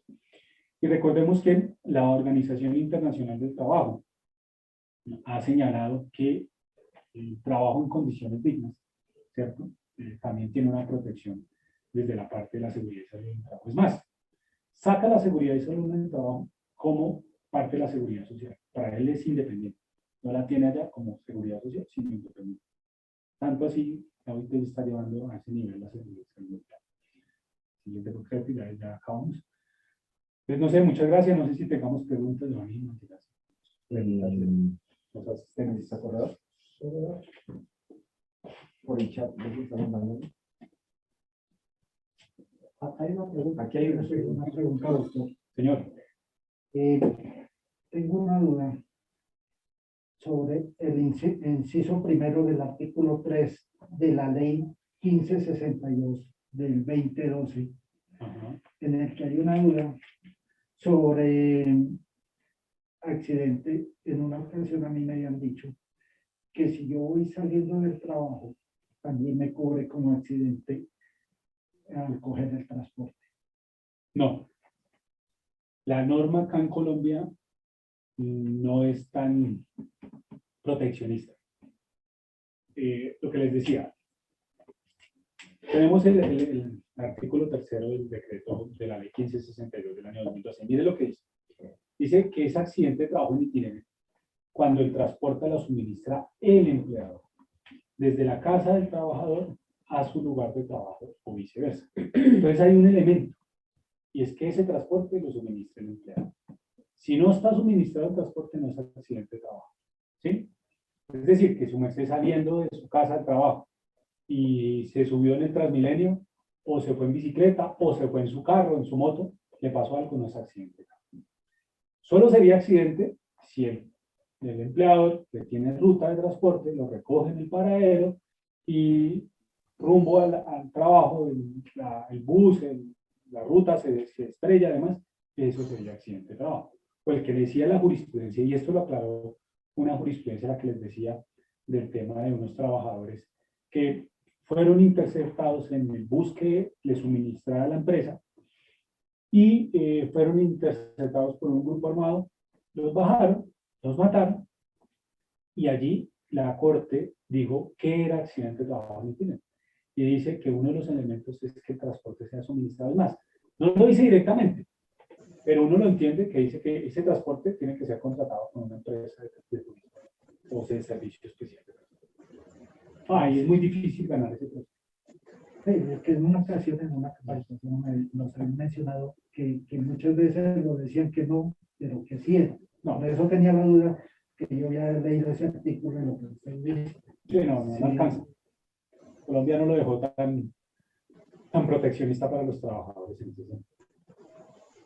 Yo tengo una pregunta. Yo quisiera de pronto complementar o de pronto recibir información adicional sobre el examen de egreso, el cual se toman los pensionados antes del retiro. ¿Qué me podría ilustrar al respecto? Para entidades del Estado, ¿cierto? Sí, entidades del Estado. ¿Para qué sirve el examen de egreso? El examen de egreso sirve como prueba para demostrar efectivamente cómo está saliendo la persona en la prestación del servicio. ¿Con el fin de qué? Con el fin de que eso nos sirve de prueba, por ejemplo, para demostrar si durante la prestación del servicio yo sufrí una exposición a un factor de riesgo que no hubiera sido todavía calificado de origen laboral, pero que después yo puedo calificar de origen laboral. ¿Sí me hago entender? Entonces, y lo que pasa es que los exámenes de egreso a veces no los utilizamos bien, porque si el examen de egreso me dice pilas, consulte con su EPS, posible enfermedad laboral, a veces el trabajador lo deja así. No, de una vez yo me voy con mi EPS, lo consulto y inicio el proceso para que me califiquen ese evento de origen laboral.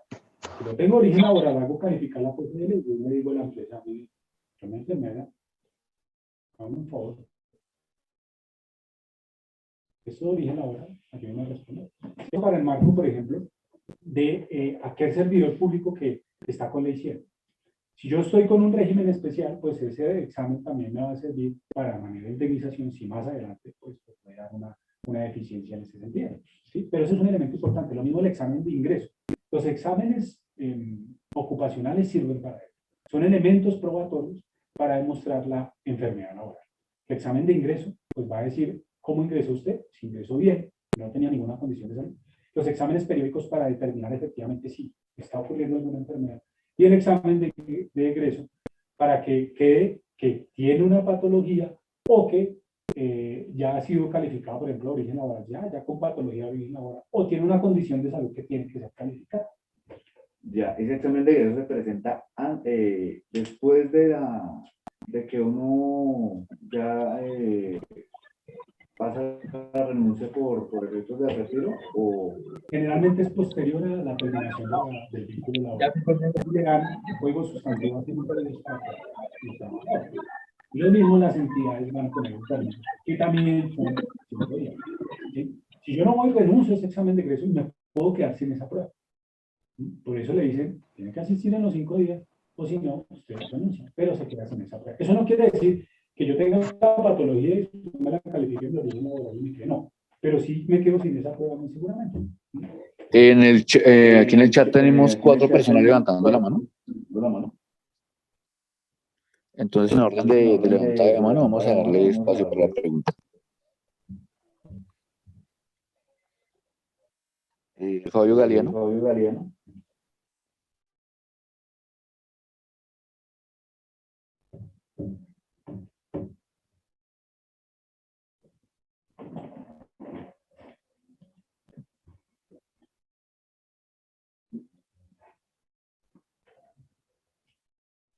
Compañera Novi Sofía. Bueno, muchas gracias por la oportunidad. Bendiciones a todos. Buenos días. La pregunta es la siguiente. Teniendo en cuenta la importancia que tiene el análisis de puesto de trabajo para la calificación de origen de enfermedad laboral, pues normalmente pues observo que esas calificaciones las hacen de una manera descriptiva y no cuantitativa. Y muchas veces pues también omiten, digamos que establecer ángulos de repetitividad, de movimiento del tronco y repetitividad del mismo para pues no evidenciar que hay una relación causa-efecto de la patología de estudio pues con el cargo que realiza la persona. Doctor, mi pregunta es, ¿cómo puede hacer, pues cómo podría hacer la persona, uno que lo está asesorando, para controvertir ese análisis de puesto de trabajo, teniendo en cuenta que de pronto pues no hay la facilidad económica para pues contratar a una persona, a un particular? Entonces, ¿cómo se podría presionar, por decir así, a la empresa para que, o a la persona que hace ese análisis de puesto de trabajo, para que se haga de una manera adecuada y con todo el lleno de los elementos que realmente debe llevar el análisis de puesto de trabajo y no sea pues como que tan escueto, pues para que sea siempre a beneficio del empleador? Gracias. Esa es una muy buena pregunta porque dentro de la calificación de origen se ha observado en algunos casos que el análisis de puesto de trabajo no es imparcial. ¿Por qué no es imparcial? Porque dentro del proceso de calificación, por ejemplo, el decreto 1352 del 2013 es un documento que tiene que ser aportado por el empleador. Entonces es yo con yo. Yo no voy a aportar un documento, un análisis de puesto de trabajo que sirve como prueba para determinar que sí hay una exposición a un factor de riesgo, porque el análisis de puesto de trabajo es un elemento para calificar el origen, ¿cierto? Que hasta el momento no estaba regulado. Ahorita la resolución 3050 del 2022 ya nos dice que es un análisis de puesto de trabajo. Antes lo encontrábamos allá en el decreto 1352, no estoy mal, artículo 29, artículo 30, como un requisito o un documento que tiene que aportar el empleado. Entonces, desde ahí ya comenzamos con una falencia, porque es un documento que no va a ser imparcial. Y yo voy a pagar, como empresa, pues voy a pagar a una persona o a una entidad que me haga ese análisis de puesto de trabajo. Entonces ya va con un poco que no es imparcial. Entonces, de fondo tendríamos que de pronto mirar cómo se cambia ese tema del análisis de puesto de trabajo, que sea un ente, un tercero, ¿sí? Imparcial, que aporte ese documento, ¿sí? Porque pues si yo lo contrato, el empleado pues puede adolecer de ello. Entonces ahí vienen los problemas iniciales del análisis de puesto de trabajo. Pero entonces la pregunta sería, ¿cómo yo podría intentar disminuir que no sea tan imparcial, ¿cierto? Uno es que se ha hecho como, yo solicito un nuevo análisis, ¿sí? De puesto de trabajo, y esto lo puedo hacer también a través de la Junta Regional de Calificación. Tener otro análisis. El problema es que vuelva a pasar lo mismo, el problema es que lo vuelva a hacer el empleador. Entonces, con algunos clientes lo que nosotros hacemos es nosotros hacer un análisis, no con la visita a la empresa, sino con las características propias que el trabajador le va a decir. O sea, tenemos dos análisis, digamos así, imparciales. O sea, uno que yo le digo, mire, pilas que así es como trabajador, y otro que así es como la empresa. Lo que pasa es que el trabajador nos va a quedar de pronto sin la prueba fotográfica y demás, ¿sí? Para eso yo les diría, mire, tomen toda la evidencia del proceso como ustedes lo están manejando, de su actividad laboral, donde se evidencie efectivamente la exposición a factor de riesgo. Lo pueden hacer con videos y demás, para después hacer un análisis de puesto de trabajo con esas evidencias, un análisis que lo hará otro experto, así como el cuento para un abogado, otro abogado, para un médico, otro médico, para un análisis, ¿cierto? Hecho otro análisis, con el fin de controvertirlo y llevarlo allá a la Junta. Bien, Y lo otro es, si no podemos controvertir ese análisis, debemos tener unas buenas pruebas de la exposición al factor de riesgo, con movimiento repetitivo, con horarios, con todo. Y esas pruebas las tiene que traer el mismo trabajador. Porque muy seguramente, si la empresa está enfermando al trabajador, pues créame que no va a tener mediciones ambientales y mediciones de exposición al factor de riesgo para después llevarlos a un proceso. Entonces nos toca llevarnos, ¿a quiénes? A nosotros, a ustedes como trabajadores. ¿Bien?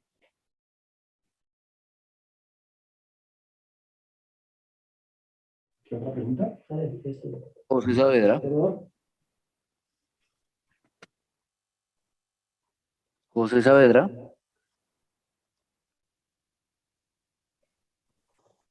Gracias, buenos días. ¿Me oye? Sí, señor, fuerte y claro. Es un caso que quiero consultar. Trabajo en una empresa de vigilancia y seguridad privada y acá los señores supervisores tienen horario marcado por la empresa de 06 a 18 o 18 a 06. Sin embargo, ellos reciben turno a las 5 de la mañana, terminan turno a las 5 de la tarde y viceversa. Entonces yo quería saber, claro que yo más o menos lo sé, ¿no? Si durante el lapso de 5 a 6 de la mañana o 5 a 6 de la tarde sucede un accidente, así sea laborando, ¿qué sucede ahí? No, igual, tendría que responder la empresa, tiene que reportarlo. ¿Por qué? Porque recordemos que la misma ley 1562 en la definición de accidente de trabajo hay una partecita que dice que estando a órdenes, así sea fuera del horario de trabajo, ¿cierto? Y sitio de trabajo. Si yo estoy a órdenes de mi empleador, es accidente de trabajo. En ese sentido es una orden. Usted me dio la orden que llegara a las 5, yo llegué a recibir turno, a hacer toda la documentación. Ya estaba trabajando, es una orden. Desde las 5 de la tarde o de 5 a 6 o desde las 5 de la mañana a 6 de la mañana estoy realizando la actividad laboral. Para eso usted debe reportar y es accidente de trabajo, claro que sí. Lo que les decía, tener las pruebas es importante, los documentos, la orden, ¿cierto? La minuta, la minuta de ingreso es importante, ¿sí? Eso es, y el aviso de que yo llegué, aquí estoy, porque a veces si no deja el trabajo, es que a veces pasa eso, no llegué, no tengo la minuta de ingreso, pero sufrió el accidente, entonces uno va a mirarla y no encuentra esa prueba. En eso ustedes tienen que estar ahí pendientes de tener. Sí, la minuta de ingreso, pero la empresa no tiene autorizado ese horario. Como tal, ellos no cuentan con una autorización por escrito de la empresa.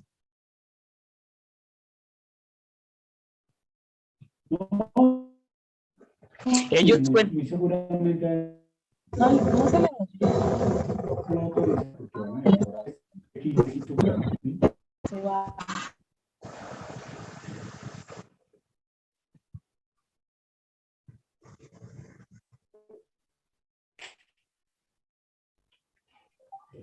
Compañero Dani.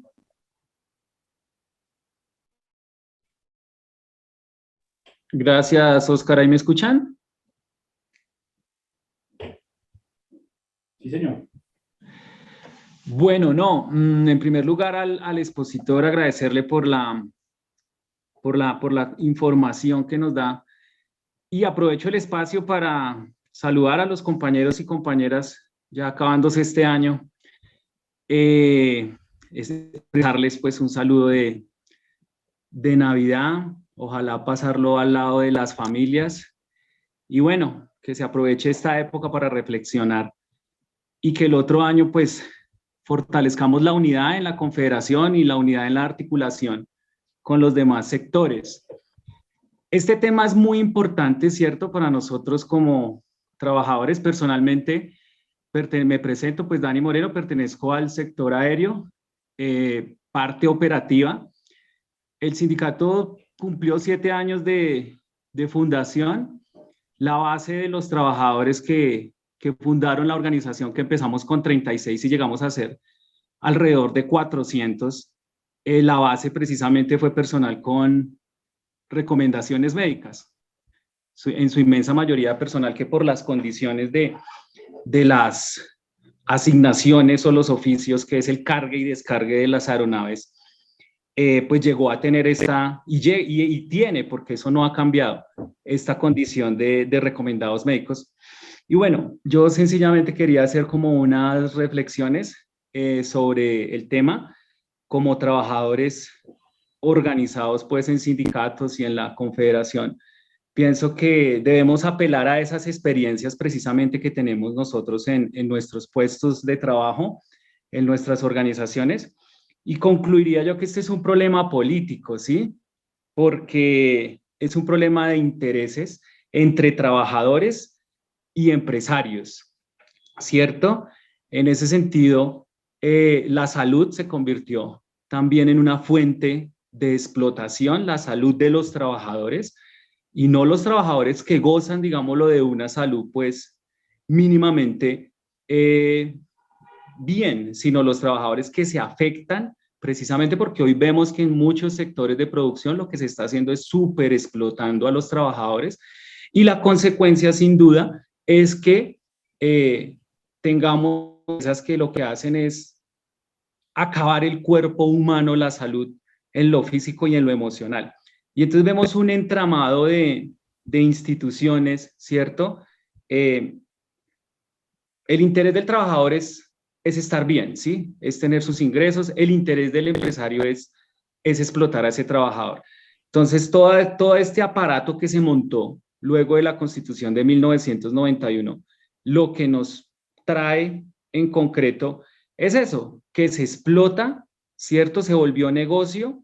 Las ARL son aseguradoras, a ellos no les interesa en lo absoluto que un trabajador se recupere, lo mismo las EPS, ellos lo único que les interesa es que se les facture, ¿cierto? Y se volvieron también como unas empresas que viven pues de esas tragedias que son los accidentes en los puestos de trabajo y las recuperaciones que, reitero, lo único que se convirtieron en su inmensa mayoría es en un negocio.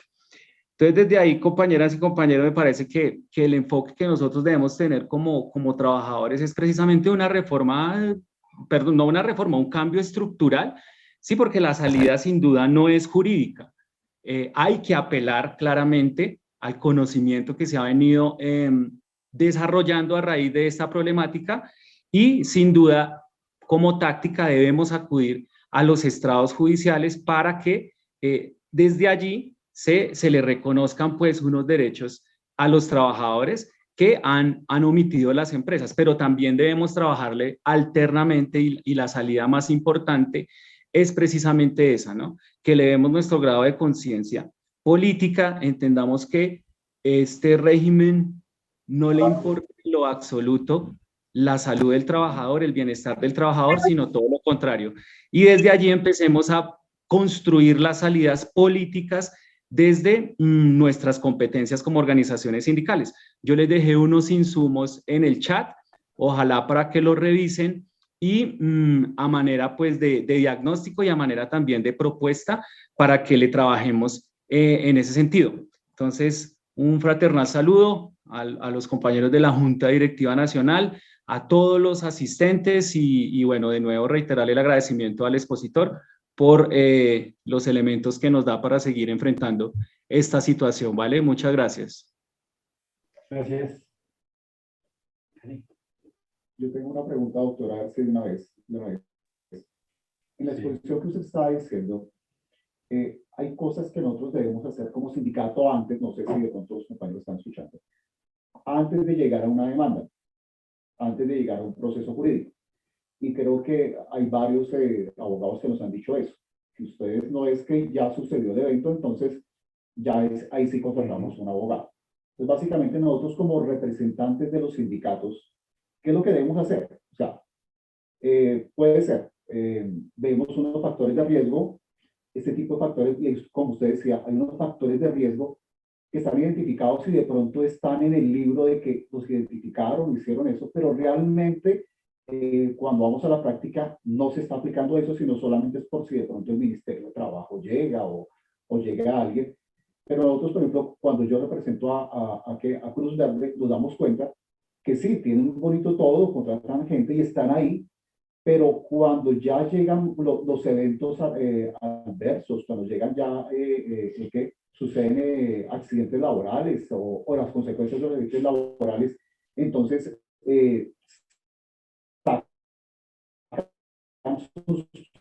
sus planillas, sus esquemas, pero saber qué procesos nosotros antes de llegar a eso debemos hacer.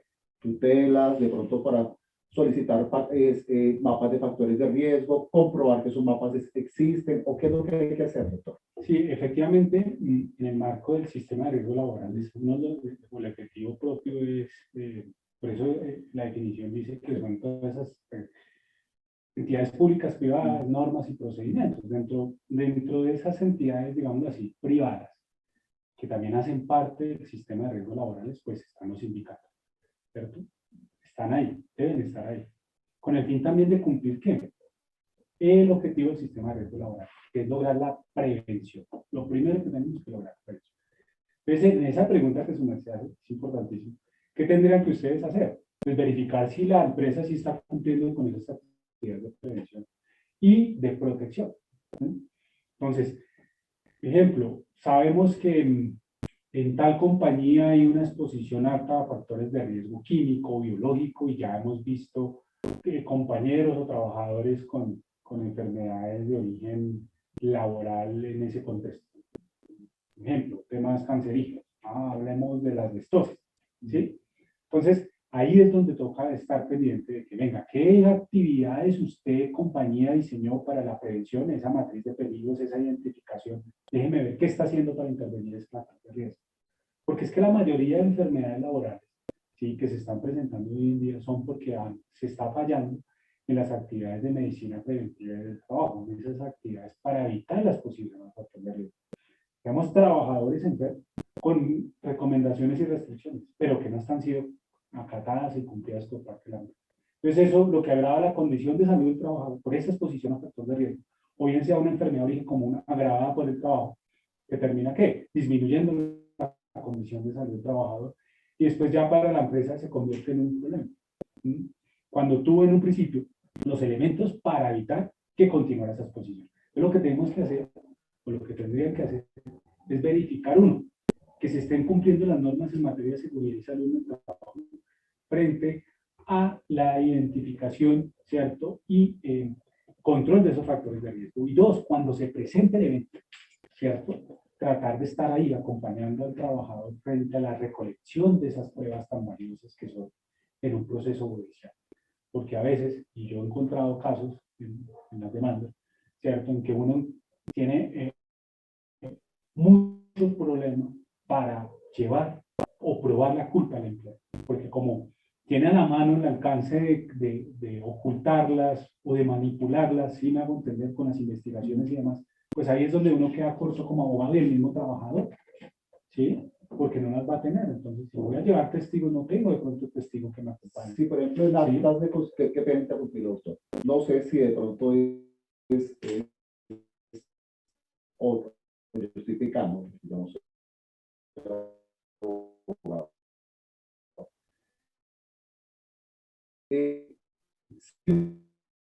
No, a la información, hay integrales de 120% y las personas psicosociales. Si yo ya le dejo en alta, ellos dicen, estoy haciendo esto, o solamente no estamos eso, pero si alguien se enferma, no sirve para o sea, esa es la labor que tenemos que estar. Claro, claro.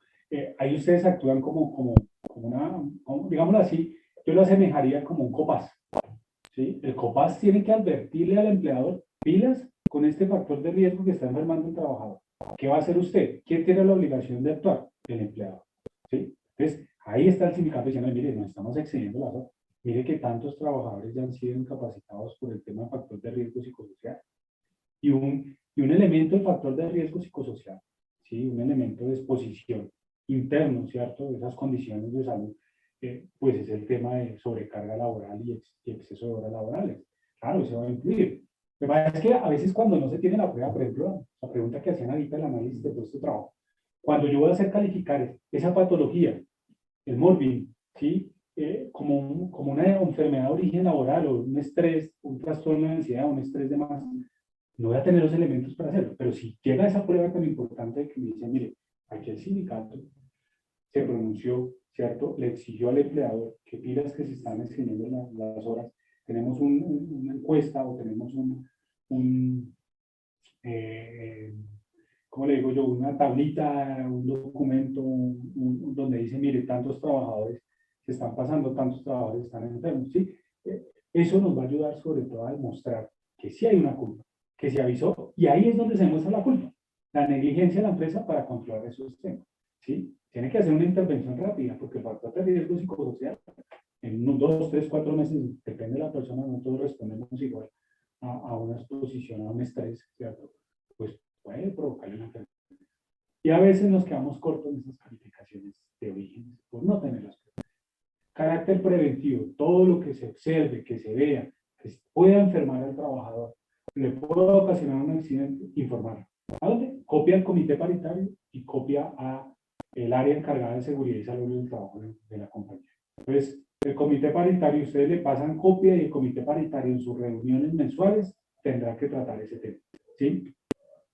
Recordemos que a veces los comités paritarios pues, está constituido por un número igual de trabajadores y empleadores, pero si llega una queja más, pues tendrán que hacer. A veces pues no trabajan como tienen que ser, pero bueno, ahí es donde tienen que estar. Pero ahí quedó la evidencia. Quedó la trazabilidad de que se hizo Sí. un requerimiento y que existía, y una persona, si se enfermó, básicamente. Exactamente. Lo mismo el accidente de trabajo. Que tenemos una parte de la compañía donde no hay antideslizantes o pasamanos y puede ocurrir un accidente. El sindicato se dio cuenta, lo reportó. No hicieron nada, los 2 días un accidente. Ahí está. ¿Qué más puede hablar de la culpa o la negligencia? ¿Sí? ¿Sí? Que nos damos cuenta que el elemento de protección para nuestros trabajadores, ejemplo, los que están allá en bodega, que están descargando de más, ¿sí? Tienen una condición de que deben tener la protección de trabajo en alturas, que sea una escalera, un ascensor que lo suba, y no que estén ahí en una escalera metálica que se pueden caer. Esas cositas pueden servir más adelante, ¿cierto? Que están teniendo una sobrecarga muscular, por ejemplo, no sé, lo voy a conocer, allá en Cargar las cajas de medicamentos. exactamente, que no están pesadas, llegan y pues se las ponen a cargar. Eso va a complicar, ¿sí? Y esos temas, esas enfermedades, sobre todo osteomusculares de la cadera, si yo tengo 40 años y me da, ya me van a decir, es que eso es degenerativo. ¿Sí? Sí, pero ¿cuánto tiempo llevo recargando? Entonces, tratar de cambiar ese argumento, que todo es degenerativo, si yo pruebo demostrar, ¿sí?, la exposición al factor de riesgo a través de modo, tiempo y lugar, ¿sí? Medible. Con eso nos podemos ir con buenas demandas. Gracias. Federico. Sí, buenos días compañeros, ¿cómo están? Mucho gusto, doctor, gracias por la exposición. Pues mi nombre es Federico, presidente es Intramisional, Sindicato de Trabajadores de la Salud del Huila. Y pues el tema de la salud, los trabajadores de la salud, tenemos y estamos expuestos a una cantidad de problemas y de trabajo, riesgos laborales. En estos momentos contamos con un riesgo laboral interesante y bastante motivante para muchos entes, pero que no se hace nada, y es el problema del estrés y el manejo que se estresa, que de estrés en el trabajo. Vemos que justamente pues, ha sido noticia, lastimosamente, la muerte acá en el hospital de un médico psiquiatra, justamente manejando pacientes psiquiátricos. Tenemos compañeros que han sido lesionados por los mismos pacientes psiquiátricos, y este estado de estrés se ha solicitado a la institución varias reuniones para mirar cómo está manejando el tema de seguridad y salud en el trabajo, pero hasta el momento ha sido negativo. Y pues no hay un acompañamiento psicológico a estas personas. Viene un tema, doctor, y es el siguiente. El caso especial, una compañera tiene un accidente laboral, se cae por unas escaleras acá en la institución, se lastima la rodilla y bueno, que va para operación. Lastimosamente, días siguientes tiene un accidente de tránsito, que ya es una enfermedad común. Con ese accidente de tránsito son 6 meses. Durante los 6 meses pues está pagando la EPS su incapacidad. La institución no hace los trámites, o a quien le corresponde hacer los trámites. Se le demoraba en el pago porque la pasaron a pensión. Pensión es la que ya debe recubrir los gastos. A la compañera no le cancelaron esos gastos y se quedó varios meses, por decirlo, sin sueldo, y está en el limbo. Que no, que sí, que la institución va a hacer la gestión para que le paguen, que no le paguen. Hasta el momento ya está incapacitada. Ingresa después casi de 8 meses de incapacidad, pero con una lesión todavía en consolidación de fractura. Ella fue por lo de riesgo laboral, y no, los riesgos laborales está quieto y se va a operación, pero después de que termine el proceso de la enfermedad común, del accidente de tránsito. Entonces la pregunta vendría siendo así como directamente, doctor, es obligación de la institución hacer el seguimiento y acompañamiento al trabajador desde que tiene un accidente laboral o no laboral en cuanto a sus prestaciones sociales, que sean retribuidas, que no tenga violado el derecho mínimo vital básico durante este tiempo, o simplemente ya después de que usted tiene su incapacidad, usted que tiene que hacerse cargo de todos estos temas, y en qué faltas incurriría la institución y por dónde se harían las respectivas querellas. Doctor, gracias, muy amable. Vale, perfecto, doctor. Mire, la obligación del empleador en el pago de las incapacidades temporales por origen laboral, él las tendría que cancelar y la ARL se las va a pagar al empleador, ¿sí? Pero su merced expresa que hay un caso particular y es el tema de que desafortunadamente tuvo un accidente de origen común. Cuando llegan los 180 días, el empleador tiene la obligación de pagar las incapacidades hasta el día 180. Ya después del día 181, le corresponde al trabajador tramitarlas directamente con el fondo de pensiones, porque el fondo de pensiones se las va a pagar al trabajador. Ya el trabajador tendría que ir, radicarlas y solicitar el pago del fondo de pensiones después del día 180. Ahí el trabajador no puede hacer nada. ¿Por qué no puede hacer nada? Uno, porque la norma lo establece así, ¿cierto? El decreto 012 del 2012, si no estoy mal, artículo 121, perdón, determina esa obligación que lo modificó, puede ser que modifica el artículo 41 de la ley 100. Entonces, el pago de la incapacidad temporal, ¿sí?, iría del día 3 al día 180 por parte de la empresa directamente al trabajador, y la empresa se lo va a recobrar, o el hospital se lo va a recobrar a la empresa. ¿Bien? Pero después del día 180 sí al trabajador le corresponde ir directamente al fondo de pensiones cuando es de origen común, ¿vale? Porque el fondo de pensiones es el que tendría que pagarlo. Así también lo establece el artículo 141. Tendrían que mirar uno, si ella ya tiene concepto desfavorable o favorable de rehabilitación, ¿cierto? Esto es para un tema de proceso de calificación. Pero después de ese día 180, si tiene el concepto favorable de rehabilitación, que el fondo de pensiones se lo radicó, que la EPS se lo radicó al fondo de pensiones, el fondo de pensiones comienza a pagar incapacidades temporales después del día 180, pero como le decía, tienen que radicarlas la trabajadora con su número de cuenta y demás, y el fondo se lo paga. Ahora, el fondo tiene que pagárselo por mucho al mes, a los 15 días, porque la trabajadora se lo radicó, o si no habría una vulneración al mínimo vital, y yo le recomendaría que pusiera una acción de tutela si el fondo de pensiones no le ha pagado esas incapacidades. Pero previa radicación de esas incapacidades ante el fondo de pensiones para que tenga la prueba de que se radicó la incapacidad temporal y ha pasado más de un mes y no se la han pagado. Bien, recuerden que con el decreto 1333 del año 2018, que ahorita salió un decreto, que es el decreto, si no estoy mal, el 1427 del 2022, las EPS tendrían que pagar las incapacidades y el fondo de pensiones también, o si no se va a generar un interés moratorio. Bien. Ahora, eso frente a la obligación del pago de incapacidades. Yo veo ahí un tema importante, y es que para mi concepto, la ARL no puede excusarse de que había un evento de origen laboral y después de un origen común, y que porque hay un origen común, entonces ellas no van a seguir prestando las prestaciones asistenciales a esa trabajadora.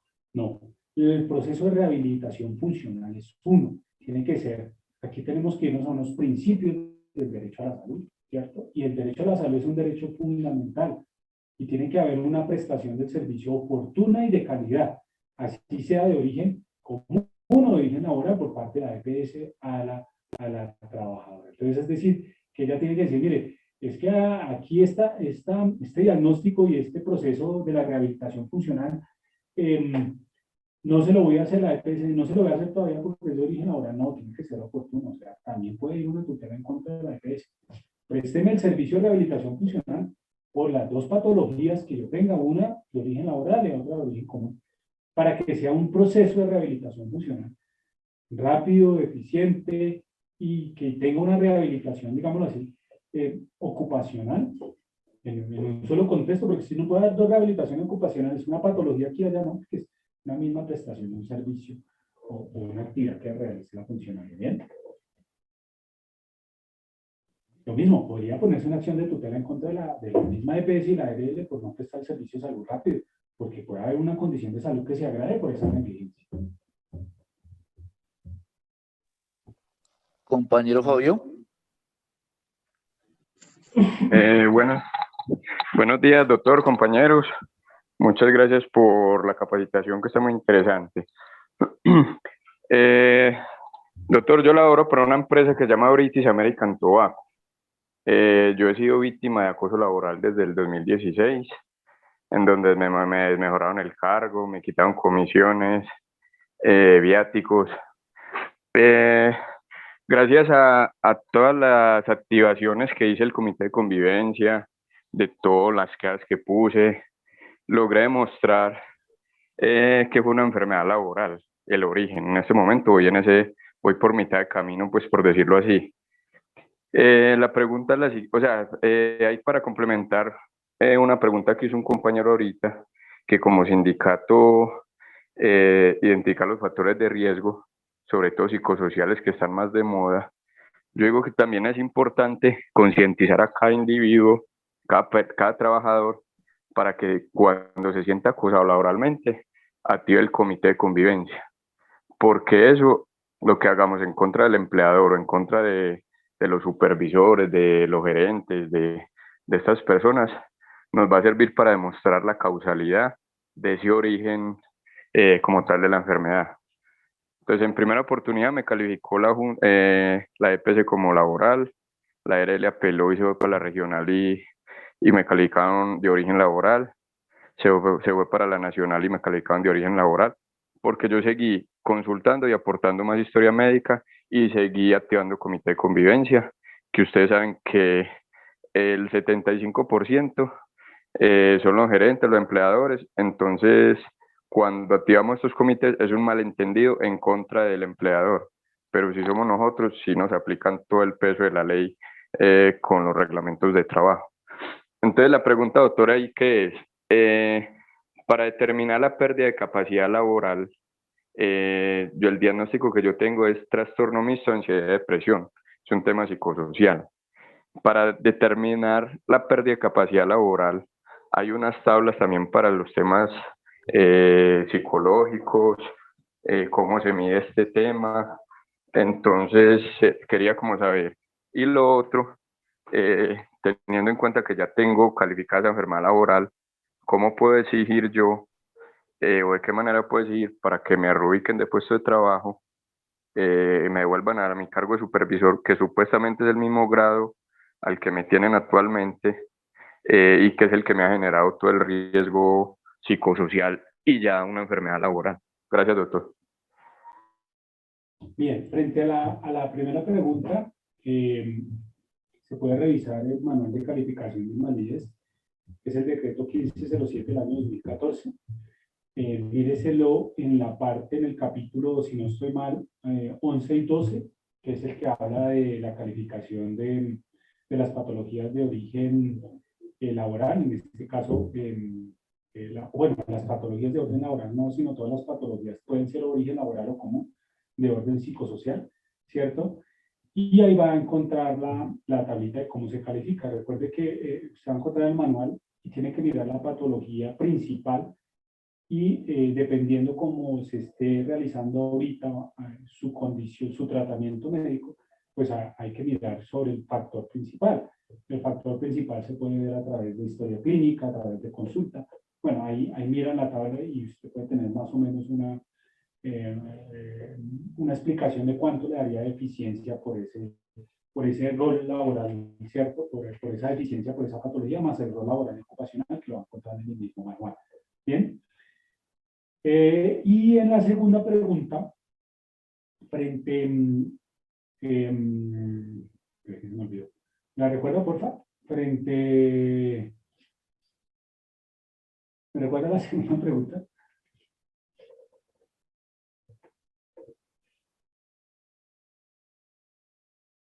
Doctor, la reubicación de puesto de trabajo. Ah, bien, la reubicación. Usted decía que pues ahorita está reubicado, ¿cierto? En un cargo diferente al de supervisor. Si me mejoran a un cargo de menor categoría. Me mejoran a un cargo de menor categoría. Sí. Listo.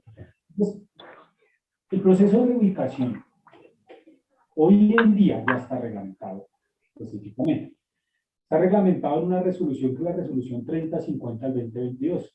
Esa resolución la saca el Ministerio de Trabajo para reglamentar esos procesos de rehabilitación integral, ¿cierto? Desde la parte ocupacional. ¿Yo qué le recomiendo? Yo le recomiendo que usted le haga un escrito a la empresa, que haga el proceso de reubicación, porque como ya le calificaron de origen laboral y ya están firmes esa calificación, que le haga su proceso de reubicación en el marco de esa resolución 3050. ¿Bien?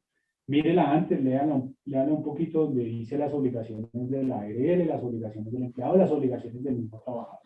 Porque muy seguramente, no sé si tendrán documentados ante la reubicación. ¿Sí? Pues que le hagan esa reubicación en el marco de esa resolución. Ahora bien, hay que mirar cuál es la exposición a los factores de riesgo o hay que mirar cuáles son las recomendaciones y restricciones que usted tiene. Si en el cargo que estaba anteriormente le aplican, es decir, esas recomendaciones y restricciones no le van a afectar su condición de salud, pues muy seguramente lo pueden devolver al cargo anterior. Si no, pues hay que mirar si en el cargo que está ahorita se cumplen o no esas recomendaciones y restricciones. Como yo veo, si ya le calificaron esa enfermedad de origen laboral, quiere decir que no se cumplieron las recomendaciones y restricciones, o si no, usted no le hubieran calificado. O sea, es más, no tendría esa patología, ¿cierto?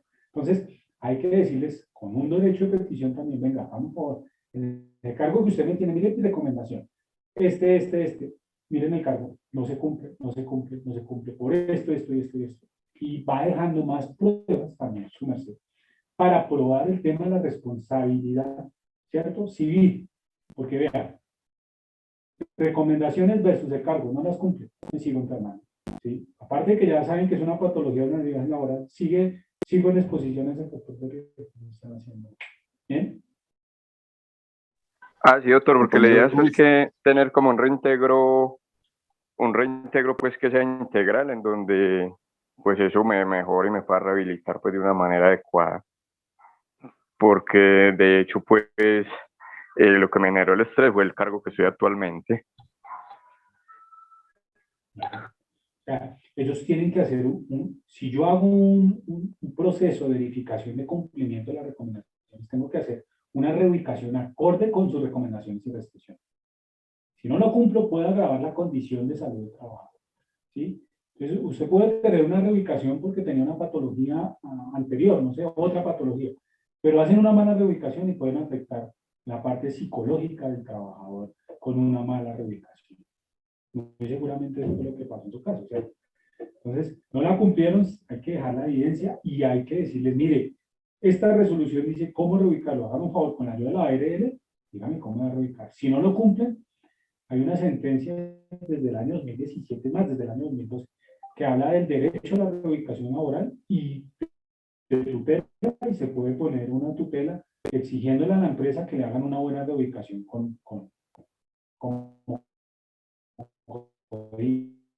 como dice la Doctor, buenos días. Eso se puede al fuero de estabilidad laboral reforzada. Buenos días, ¿me escuchan, compañero? De no trabajar por condiciones de salud, sino también del derecho a la reubicación laboral, ¿vale? Bueno, doctor, de pronto tiene a la mano la sentencia, doctor, y qué pena ahí extender. Buenos días.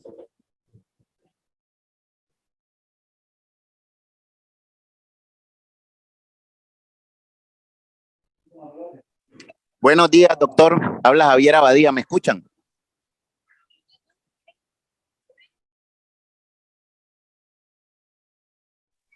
Compañero Abadía, vamos a seguir el orden de la mano y ya le damos el espacio para que haga la pregunta. Sigue el compañero Gustavo Rodríguez.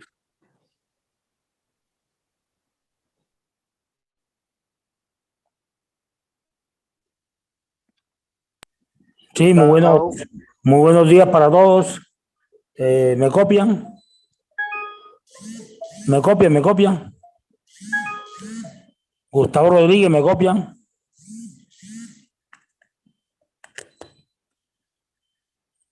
Gustavo Rodríguez está hablando, ¿me copian, por favor?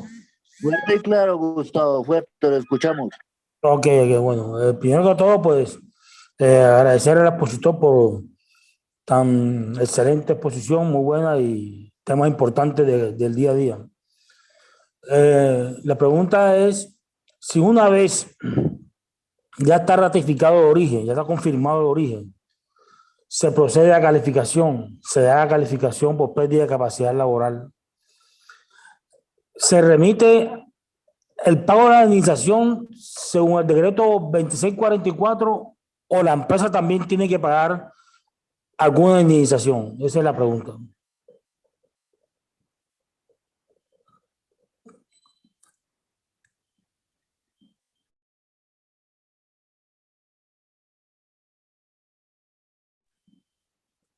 Doctor Oscar, ¿me copió me copió la pregunta?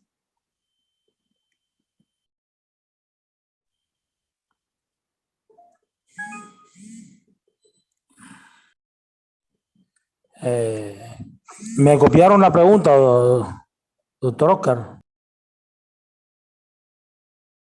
Sí, señor, ya lo escuchamos.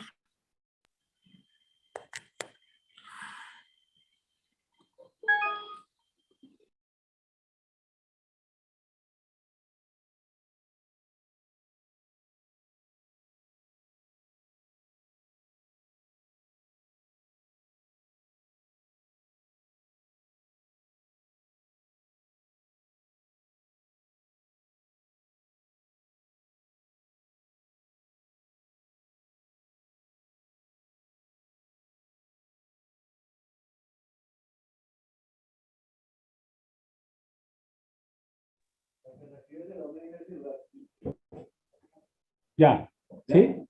¿Ya quedó activado? Ya. Listo, Gustavo, entonces le estaba respondiendo la pregunta, sino que se me desactivó la otra. La indemnización que usted habla es de un decreto de 1994, 2644, si no estoy mal, de 1994, que establece la indemnización por la tabla que debe pagar la ARL por la incapacidad permanente parcial, ¿cierto? Esa indemnización solo la paga la administradora de riesgos laborales, que es la indemnización, como hablábamos, de la responsabilidad laboral. Pero la empresa, si vamos en la demanda de culpa patronal por esa pérdida de capacidad laboral, por la enfermedad que se indemnizó, por el evento que se indemnizó, la empresa tendría que pagar o se puede demandar por lo que estábamos hablando, la responsabilidad civil, demostrando pues la culpa de la empresa en ese evento y se puede solicitar el reconocimiento de unos daños y perjuicios, ¿cierto? Los daños morales, daño en la vida de relación, daño en la salud, lo que hablamos ahorita, ¿vale? Pero es un proceso aparte, o sea, eso, indemnización ARL, aquí nos toca iniciar un proceso aparte.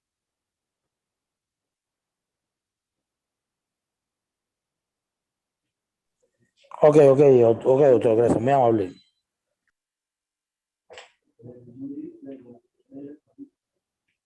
Diana Yuri, ¿tienes el espacio para preguntar?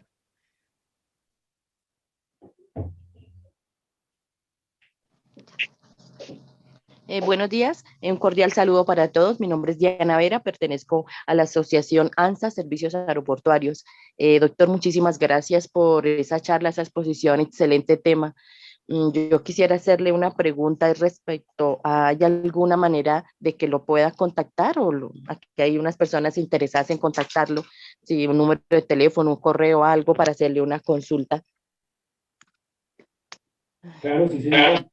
Si quieren, pueden anotar mi número. Ayúdame. Sí, señor. Es Acá. ¿Eres tú, doctor? 310-345-4816. Javier Garzón. 310-345, perdón, es que se entrecortó. 310-345-4816. Ya se lo vamos a anotar en el chat también, ¿vale? Ay, bueno, muchísimas gracias.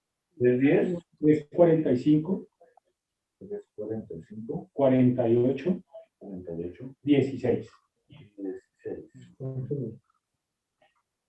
Doctor, muchísimas gracias y una felicitación para todos los compañeros y de verdad muchísimas gracias por esa charla tan interesante. Varios temas que tocó el día de hoy me afectan a mí porque soy una de las personas que también en este momento me encuentro disminución por unas restricciones que tengo reciente De todas maneras, doctor, muchas gracias. Tiene un puntaje en los niveles que tienen mayor vigencia. Doctor, la ganó que tengo en la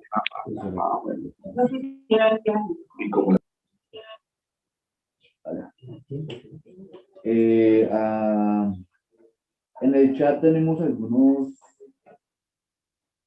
algunas preguntas que voy a dar lectura.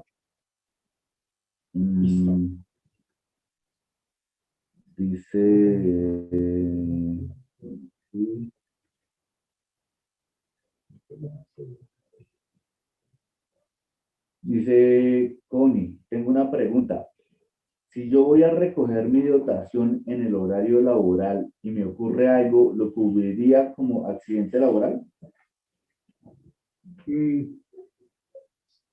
Hay que mirarlo en el contexto, pero así como hace la pregunta, sí.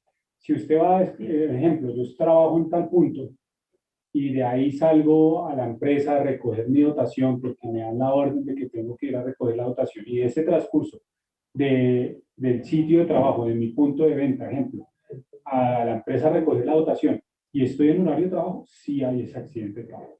Porque ese evento sucede como consecuencia de cumplir mi actividad laboral. Eso es algo que va inmerso en mi actividad laboral. Entonces, claro que sí sería accidente.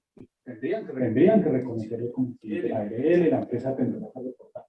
Ya si no lo reporte y demás, pues nos toca comenzar a argumentar y a pelear con la administradora de riesgos laborales para que reconozca ese evento. Y la misma empresa que lo reporte.